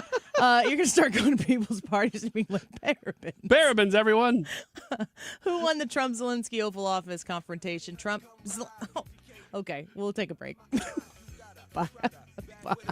Stuff in it, give it to your friend, let's spin. Everybody looking at me, glancing at the kid. Wishing they was dancing a jig here with this handsome kid. Sick a cigar. What's it going to take for you to realize the IRS is in full-blown attack mode, and if you have IRS issues, your timely response is critical. Hi, this is Lance Drury with the Lance Drury Law Firm. We certainly know the IRS has ramped up efforts because we're seeing a lot more clients with threats of intents to seize property or levy rights to property. If you have IRS issues, call the Lance Drury Firm today. Today, don't wait. Those IRS notices have hard deadlines for exercising your appeal rights. If you miss the deadline, your rights to a legal appeal are gone. Let the Lance Drury Law Firm get between you and the IRS today, and we'll help you manage your case to achieve the best outcome. IRS problems are serious legal matters, so call Lance Drury Law Firm, located right here in St. Louis. Don't wait. Call 314-260-6120. That's 314-260-6120, and schedule your free consultation with me, Lance Drury, or visit LanceDruryLaw.com. The choice of a lawyer is an important decision and should not be based solely upon advertisements. Call Point Pest Control, mention Annie, and get 10% off your pest problem. Once summertime hits, ant populations begin to reach peak numbers, maybe even into the millions. Call Point Pest Control before they invade your home. Call Point Pest Control 636-798-0023. Your home is your sanctuary. Get the peace of mind you deserve with a free estimate on a Generac home standby generator from Generator Supercenter. They're the nation's #1 Generac generator dealer. With expert installation and 24-hour monitoring, Generator Supercenter won't leave you in the dark. Financing is available.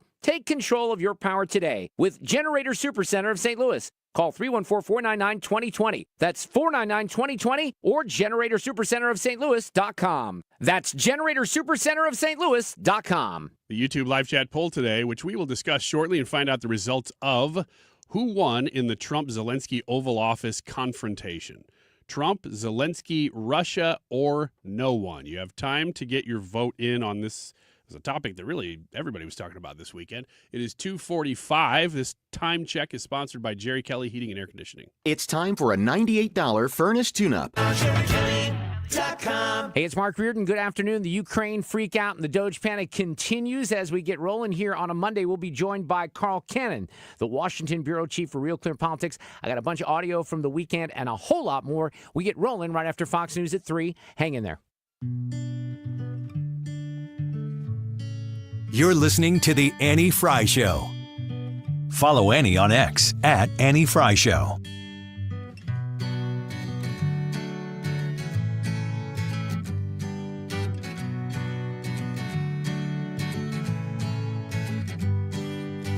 Run away.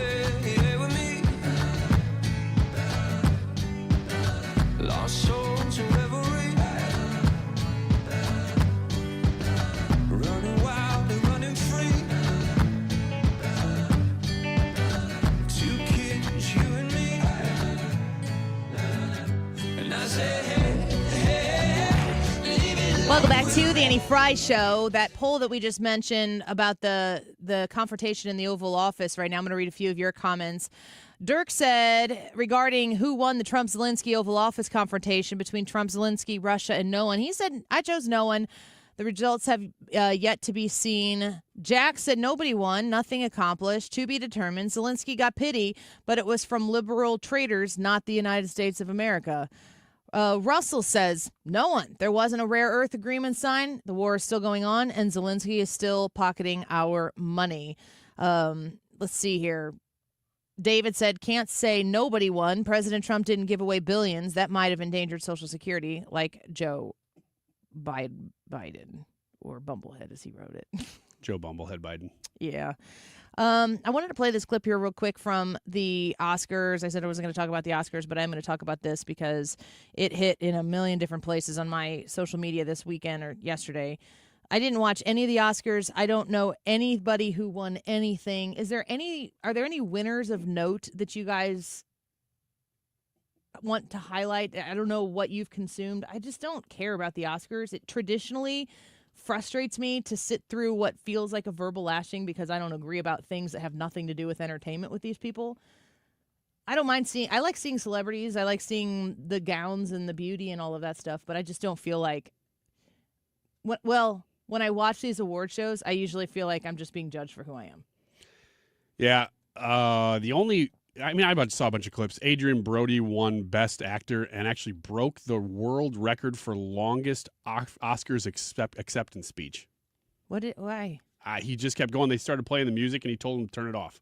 What was he talking about? He just went on and on. I didn't see anything really relevant from it. Maybe he said something that was intended to ruffle some feathers, but I think the length of it is what made news. That's not convincing me to watch what I've missed. It's not like, hey, go check this out. It's really long. Kieran Culkin. I always have. Is it McCulkin or is it Culkin? Culkin. Macaulay Culkin. Macaulay. I always have to go back to Macaulay Culkin and work backwards to see if you're not using Culkins. the Mc wrong. Is it McCulkin? Is it Culkin? Yeah. Kieran Culkin. Is he the one who was in Signs?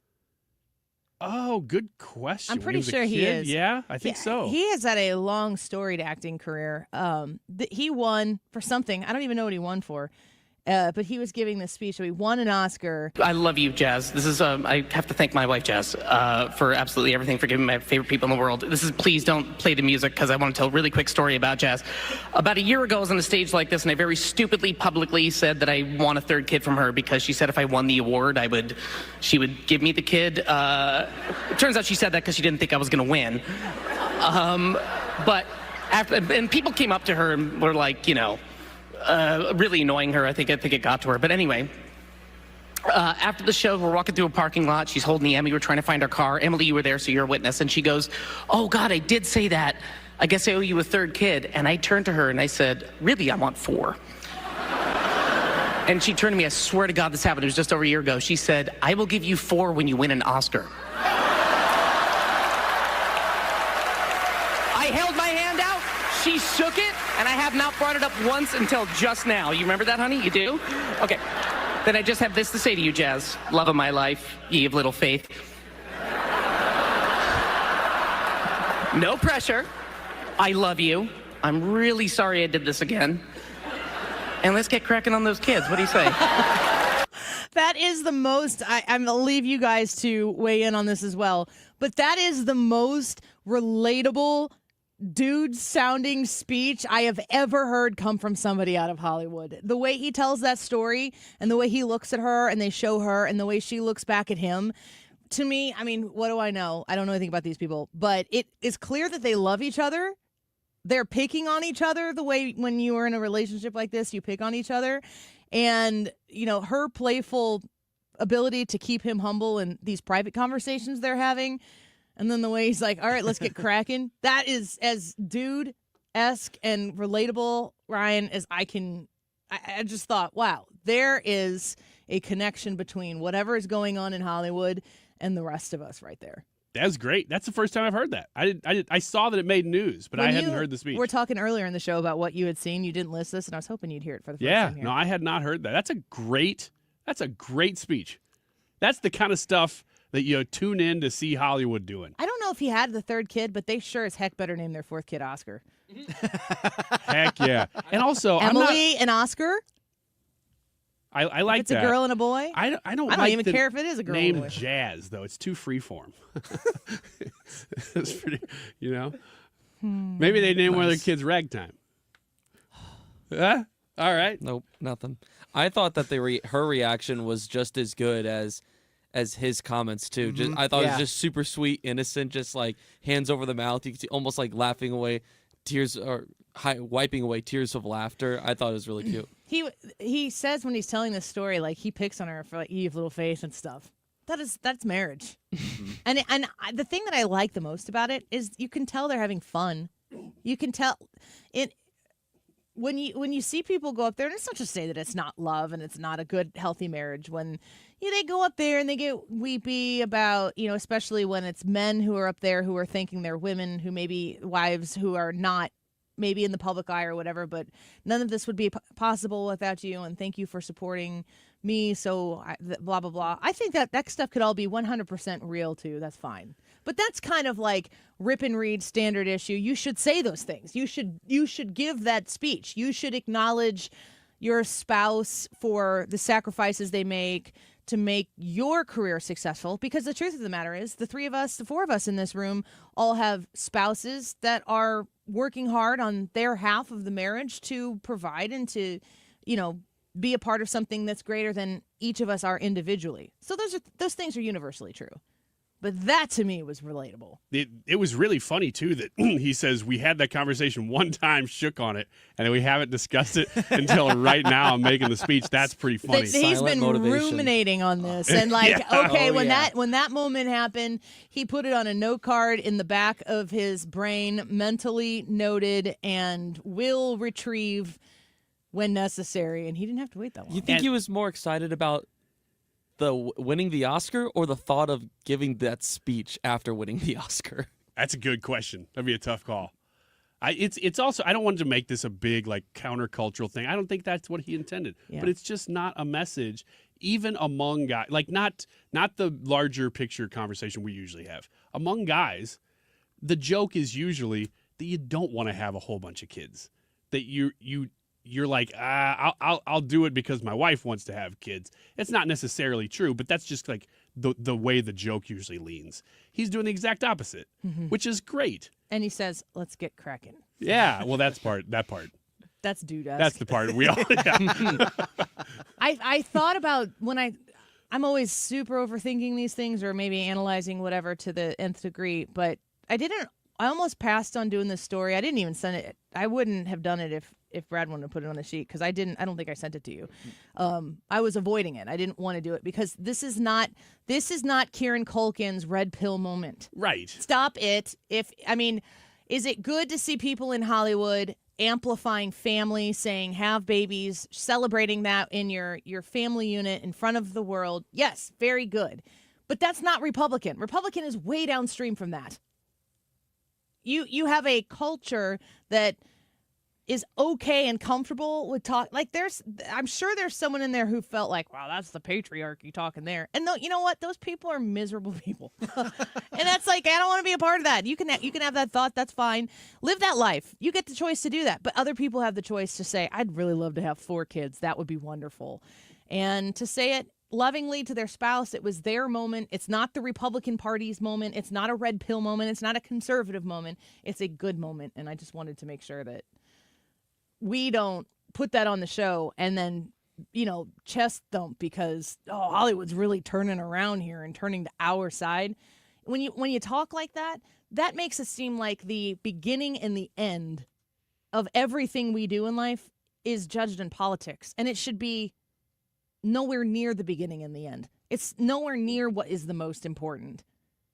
What is more important is family. And the love that those two clearly had for each other that they showed in that moment.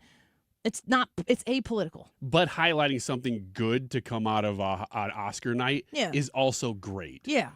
So I'm glad to acknowledge I just don't want to be like, That's ours now, No. right? No, I haven't. I could probably, right after I change away from my I stand with beef tallow, have an I stand with Kieran Culkin. Is it Kieran McCulkin? That's what mine's going to say. I stand with Kieran McCulkin. Whoops. I haven't vetted all of his political ideology yet, nor am I going to. Ethan, you want to give us the results of today's poll?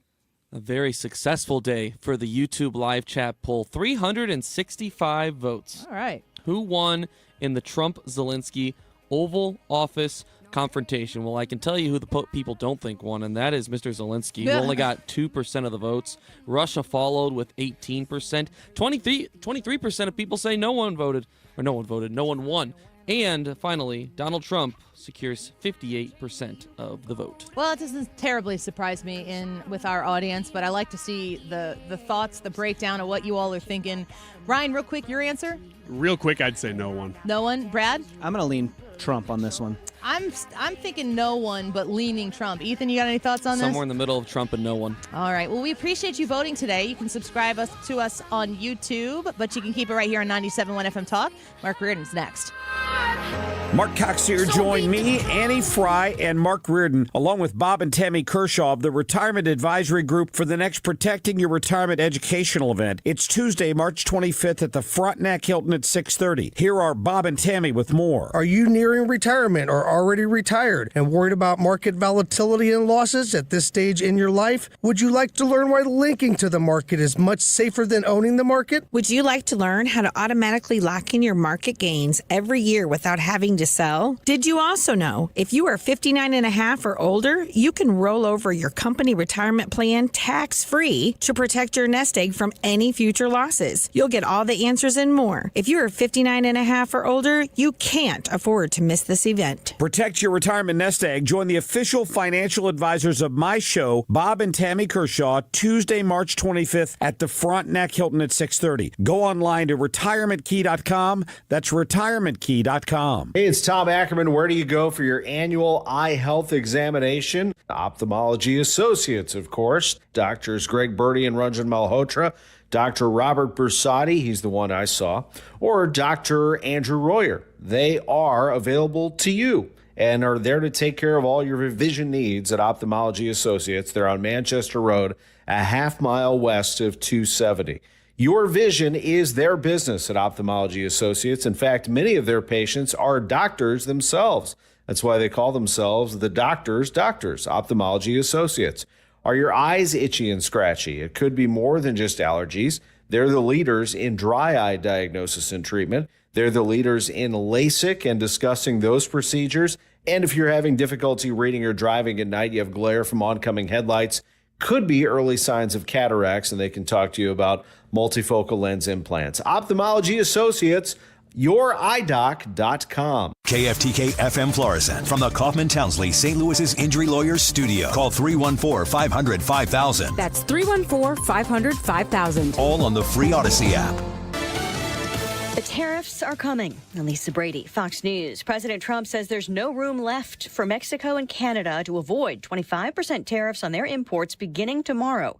Chinese products will be hit with another 10% tariff on top of 10% announced last month. It's going to be very costly for people to take advantage of this country. They can't come in and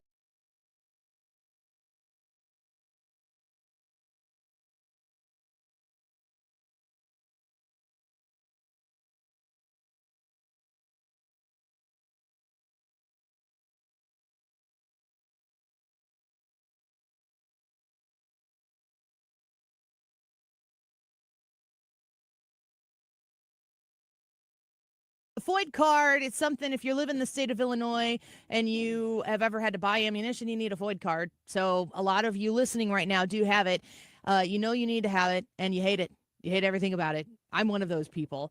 Sounds like maybe Illinois State Representative David Freese is another one of those individuals, because David Freese, Illinois State Representative in the 116th District, has introduced a bill that would repeal the FOID card requirement. And we're speaking right now with Representative David Freese on the show. Thank you for being here, Representative. We appreciate your time. My pleasure. Glad to be here. Well, and yeah, I hate the Floyd card. that is a sentiment, I'm sure, from a lot of your constituents in Southern Illinoisans. They're very frustrated by it. Let's just take it all the way to the beginning. What is the Floyd card? Why is it necessary? And why are you trying to eliminate the requirement? So it's mandated by the state legislature, and you need a firearm identification card, which means that you have to have that card just to possess a gun or ammunition. Personally, Second Amendment, you got a right to bear arms. I don't think that we need it. Hey, farmers on the grow. Elevate your planting game with the Meridian Seed Tender and help your planting season go. I don't think it's a requirement. I know there's been litigation over this issue, and my hope is that they actually find it unconstitutional. I should not have to have the Second Amendment plus is the way I look at it. That's a really good way of putting it. I know there was a recent court case, and the details, I hope I get the details correctly, but somebody had a firearm in their house. I think that maybe there was a marriage that was a separation or something, and it turned out that the court ruled that they didn't need to have a FOID card to have the firearm in their house in the state of Illinois. But you're saying it's the Second Amendment plus. What is in order to get a FOID card, you got to get it from the state of Illinois. What's the process that they filter you through in order to say, yes, Annie, you can have a FOID card? But you got to go fill out the paperwork. You go to the state police. They run a background check on you. You check all the right boxes, make sure you're not a convicted felon, don't have a domestic battery against you. And then then the state police gives you their blessing that says, yes, you can now have this identification, which gives you the legal right to purchase a firearm or ammunition. Okay. So, I'm a partner here with STS Armory, and they're in Pontoon Beach, Illinois, and I've bought firearms from them before. I have my FOID card. My recollection is that when I go to purchase a firearm, that I got to wait a little bit in order to get it, depending on the kind of firearm that I've purchased. What happens in that time? Well, of course, I show them. I've always had to show them my FOID card. So I show them that I have this qualification from the state of Illinois, but then I have to wait. What's happening in that waiting period before I'm able to purchase and acquire that firearm? It's a good question. So here's what I know. You go fill out paperwork to purchase that firearm, and they should be able to run a background check on you immediately. I know there's a waiting period because I think part of the reasoning for that is they don't want somebody to get in an argument with their spouse. And they don't have a firearm. Now they're going to go out and buy a firearm and shoot their spouse because they're mad at him or her. So I think there's this waiting, cooling off period. But my understanding, you go, it doesn't matter if you go to an FFL, you go to Walmart, Bass Pro, you fill out the paperwork, they can run that check on you right there. So there's no reason for any waiting period. There's no reason for a FOID card. It needs to go away. So you're telling me that the FOID card runs a background check on you, and then you go to get a gun and they run a background check on you. So it's not like the absence of the FOID card means that they're just going to be handing out guns willy-nilly to everybody. No. And again, I'm not sure. I've had a FOID card for quite a while. I honestly, I don't know when this was implemented, what the rationale was behind it at that time. But I think most people in the state of Illinois, if you own a firearm, we're done. Yeah, I agree. So it is. I think you calling it Second Amendment plus is a good way to look at it. There got to be Democrats in the state of Illinois. I know there are Democrats listening to the show right now who are in the state of Illinois who think the FOID card is dumb. What kind of support do you expect to have on this legislation? Will it get a vote? Could you get bipartisan support? It probably will not. So here's what I've learned. I still consider myself a relatively newbie to the General Assembly. There's legislations that individual Democrats may support, but they will never get on a bill or support a bill, because what would happen if they did, it would go against leadership, and then they're going to get primary. So, you line up with a Democrat may line up with leadership 9 times out of 10, but if you step out of line, you're going to get primary. So in the 112th district, which is the district I used to be in, and for some reason they drew a circle around my house and booted me out of the 112th, where Katie Stewart is the representative. She's a Democrat in a very purple Madison County area right here in the listenership. I imagine there's a lot of people in the 112th right now who think that the FOID card is unconstitutional. They don't like it, and they would want to see it go away. But you're telling me that Katie Stewart, a Democrat in the 112th district, is going to listen to leadership and not her constituents on this issue? I mean, I can't speak for Katie on this particular issue, but I know that legislation as a whole, that's the way it's viewed in Springfield. Yes. Yes. Unfortunately. And you should be able to, vote for a bill, support a bill, because that's what your constituents want. But again, if you step out of line, you don't toe the line, you will get a primary. Yeah, that's frustrating. I guess if people are listening right now, they should reach out to their representatives and tell them to support your bill. Maybe join on to your bill and work to Republican or Democrat alike. Anybody who's in the listening area right now in the state of Illinois, if you'd like to see the FOID card be repealed, Illinois State Representative David Freese is trying to lead that charge. And I'm sure you would take Republicans and Democrats alike if they wanted to help sponsor and get this thing through. Oh, absolutely. Yeah. You get on ILGA and you can file witness slips in support of it. Not only this bill, but any legislation. And witness slips carry some weight. So I would encourage everybody to, if you hear a bill coming down and you're like, hey, I want to support that, get on the ILGA website and file a witness slip. Absolutely. That's a good piece of advice. We're speaking with Illinois State Representative David Freese, and I'm interested in hearing your thoughts as well on the budget process. Governor Pritzker came to Springfield, called Donald Trump Hitler, essentially. Yep. Didn't want to support the Nazi agenda, wants to make sure that he clearly states that the people of Illinois that are not citizens will be protected and funded by the taxpayers of the state of Illinois. And yet it seems as though we have a budget shortfall. What were your thoughts on what Governor Pritzker, when he gave that address to the General Assembly? What did you take away from that? So first of all, I was absolutely amazed because leading up to the budget address, we were $3.2 billion in the red. We get there and we listen, and the day before, lo and behold, well, now it's a balanced budget. So everybody's like, well, how the hell does this happen? And it's, I don't know if you would call it accounting gimmicks or whatever, because your budget and my budget, the household budget, we don't spend money that we don't make. Okay, and we bank, money, and we save. Government budgets are. I chose Wix for my business because of its massive scope for functionality and freedom of. Done on projections. Well, they anticipate they're going to make X amount of money, or they don't make it, they actually take it from us. So they're going to take X amount of money from us so they can spend that. Well, if there's downturns in the economy or the revenue isn't there, they still spend it, it seems like. And then what they end up doing is they end up raising our taxes or service fees or something. Revenue enhancements is a new phrase, what they want to use in Springfield now. Yeah, it's frustrating to watch. My understanding is that the Illinois government has never taken more money than they're taking right now from the Illinois taxpayer. The burden is very high. $55 billion. $55 billion coming out of our pockets here in a state tax burden that we have, and it's a shortfall, and we're funding things that a lot of Illinoisans don't support. I also understand, we're speaking right now with Illinois State Representative David Freese. I previously said 116th district. Your new district is the 115th, so my apologies for that. My understanding is that the progressive income tax is a suggestion that's being thrown back out there for consideration. The state voted it down once before, but now they're suggesting maybe we move to that progressive income tax. What can you tell us about that? Well, that's always a topic of discussion. They want to, quote, tax the rich. I don't know about you, but I've never worked for a poor person. So I don't have a problem with people making money. I don't have a problem with people being rich. It doesn't make you happy, but we shouldn't punish them either, because those are our employers. They own our businesses. They run our economy. They really do. And what happens in our state is because of the burdensome tax regulation, business regulations, people go, look, I'm going to move my business to Missouri, Kentucky, Tennessee, because you have less regulation and you have a lower tax burden.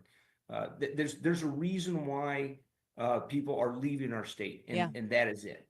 Yeah, I agree with that. And I think that I hope that Illinoisans, the ones who are left in the state, compared to the last time that this was a vote that was on a statewide ballot, I hope that people are paying attention to it.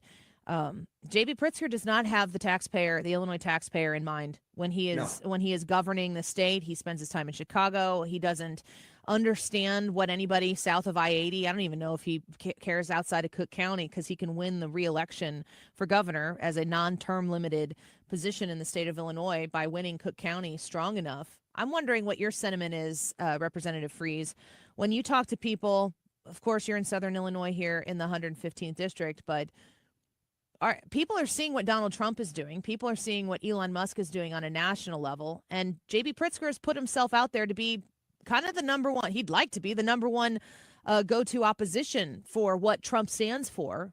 Do you feel as though people in the state of Illinois are maybe considering now more than they have before that the Democrat J.B. Pritzker supermajority of Democrats in the General Assembly way is not the right way for Illinoisans? I feel a change. I don't know if it's big enough tide change to make a difference, but so I was looking at actually some numbers over the weekend. Clinton won by 17% in Illinois. Biden won by 17%. Kamala Harris only won by 11%. Okay, so that gap narrowed, and I think that the funding of all this stuff for illegal immigration, that has really made a large part of the Democrat core base just infuriated. I mean, they're mad as hell. There's no other way to put it. Yeah. So my hope is that we can now we've got to be proactive. We can't just sit back and expect them to come to us. We've got to go out and we've got to recruit those individuals and say, hey, look, you've been voting Democrat for this election, that election. Come to the Republican Party. This is what we can do for you as Republicans to support you in your mission. I mean, I don't care what color your skin is. What do you want? You want safe neighborhoods. You want good schools, and you want honest days wages for honest days, work. So let's advocate for that, and let's put policies in place that support those individuals. Is the Illinois Republican Party in a position right now? Are they capable of conveying that message, a very concise, targeted, specific message to Illinois voters across the state that they are a reasonable alternative to the status quo? That's a great question. I think there are some of us that are. I know I personally have been advocating people within our leadership to say, hey, look, we have got to do something. Kevin Schmidt, he works East St. Louis. We've got to have other people doing that in the city of Chicago. We've actually met with some Black leaders up there. And again, all this sprung up, I think what they're calling this is, Turn Chicago Red. They've got an organization. We've met with some of them. And we have got to not just meet with them once and then move on. We've got to be supportive. And again, financially, what do we have to offer? It may not be much, and like Pritzker can self-fund himself if he wanted to run for president. It's really hard to compete with that. But there's a lot to be said for pounding the pavement and knocking on doors. Yeah, and we don't have there's no other choice. We can't compete with J.B. Pritzker's money. No. But we can compete with his policy, his lack of scruples, his unwillingness to advocate for the taxpayer in the state of Illinois, and his advocacy for things that are oppositional to the majority of voters. We can advocate for that, and we can fight like hell to beat him. And you are absolutely right that it is a worthy cause. I like you talking about the Turn Chicago Red. I've contacted those people. We're in communication with them, and I wonder if they'd have any interest in coming down to St. Louis just for a bit to go around Southern Illinois to see if they could have any influence with us. I'd love to have that. Yeah, I think they would. My understanding, they actually met with Terry Bryant, Senator Bryant. I think they're willing to meet with anybody, really. We just can't sit back and do nothing. We've got to work at this. Yeah. Well, you're helping lead that charge here from Southern Illinois, Representative Freeze, and we're thankful for your voice here, and we're pulling for you on this FOID card thing. People do need to go fill out those witness slips and contact your state representative, Republican or Democrat alike. Make sure today that they hear you say, if you're their constituent, Representative Freeze, wants to repeal the FOID card, and I want you to support them. I want you to support that effort. I want you to support David Freese. Reach out to your representative and make sure that they hear that. Thanks for being with us today to let us know more about what your efforts are trying to achieve. My pleasure, and I love your show. I got it on every day at the office. Well, thank you. I appreciate that as well. Let's see what we can do together. What do you think about that? Let's do it. All right. Thank you so much. Illinois State Representative David Freese. He represents Illinois' 115th District. I want to know, have you made this mistake with your holster? And by mistake, I mean, did you get a holster that's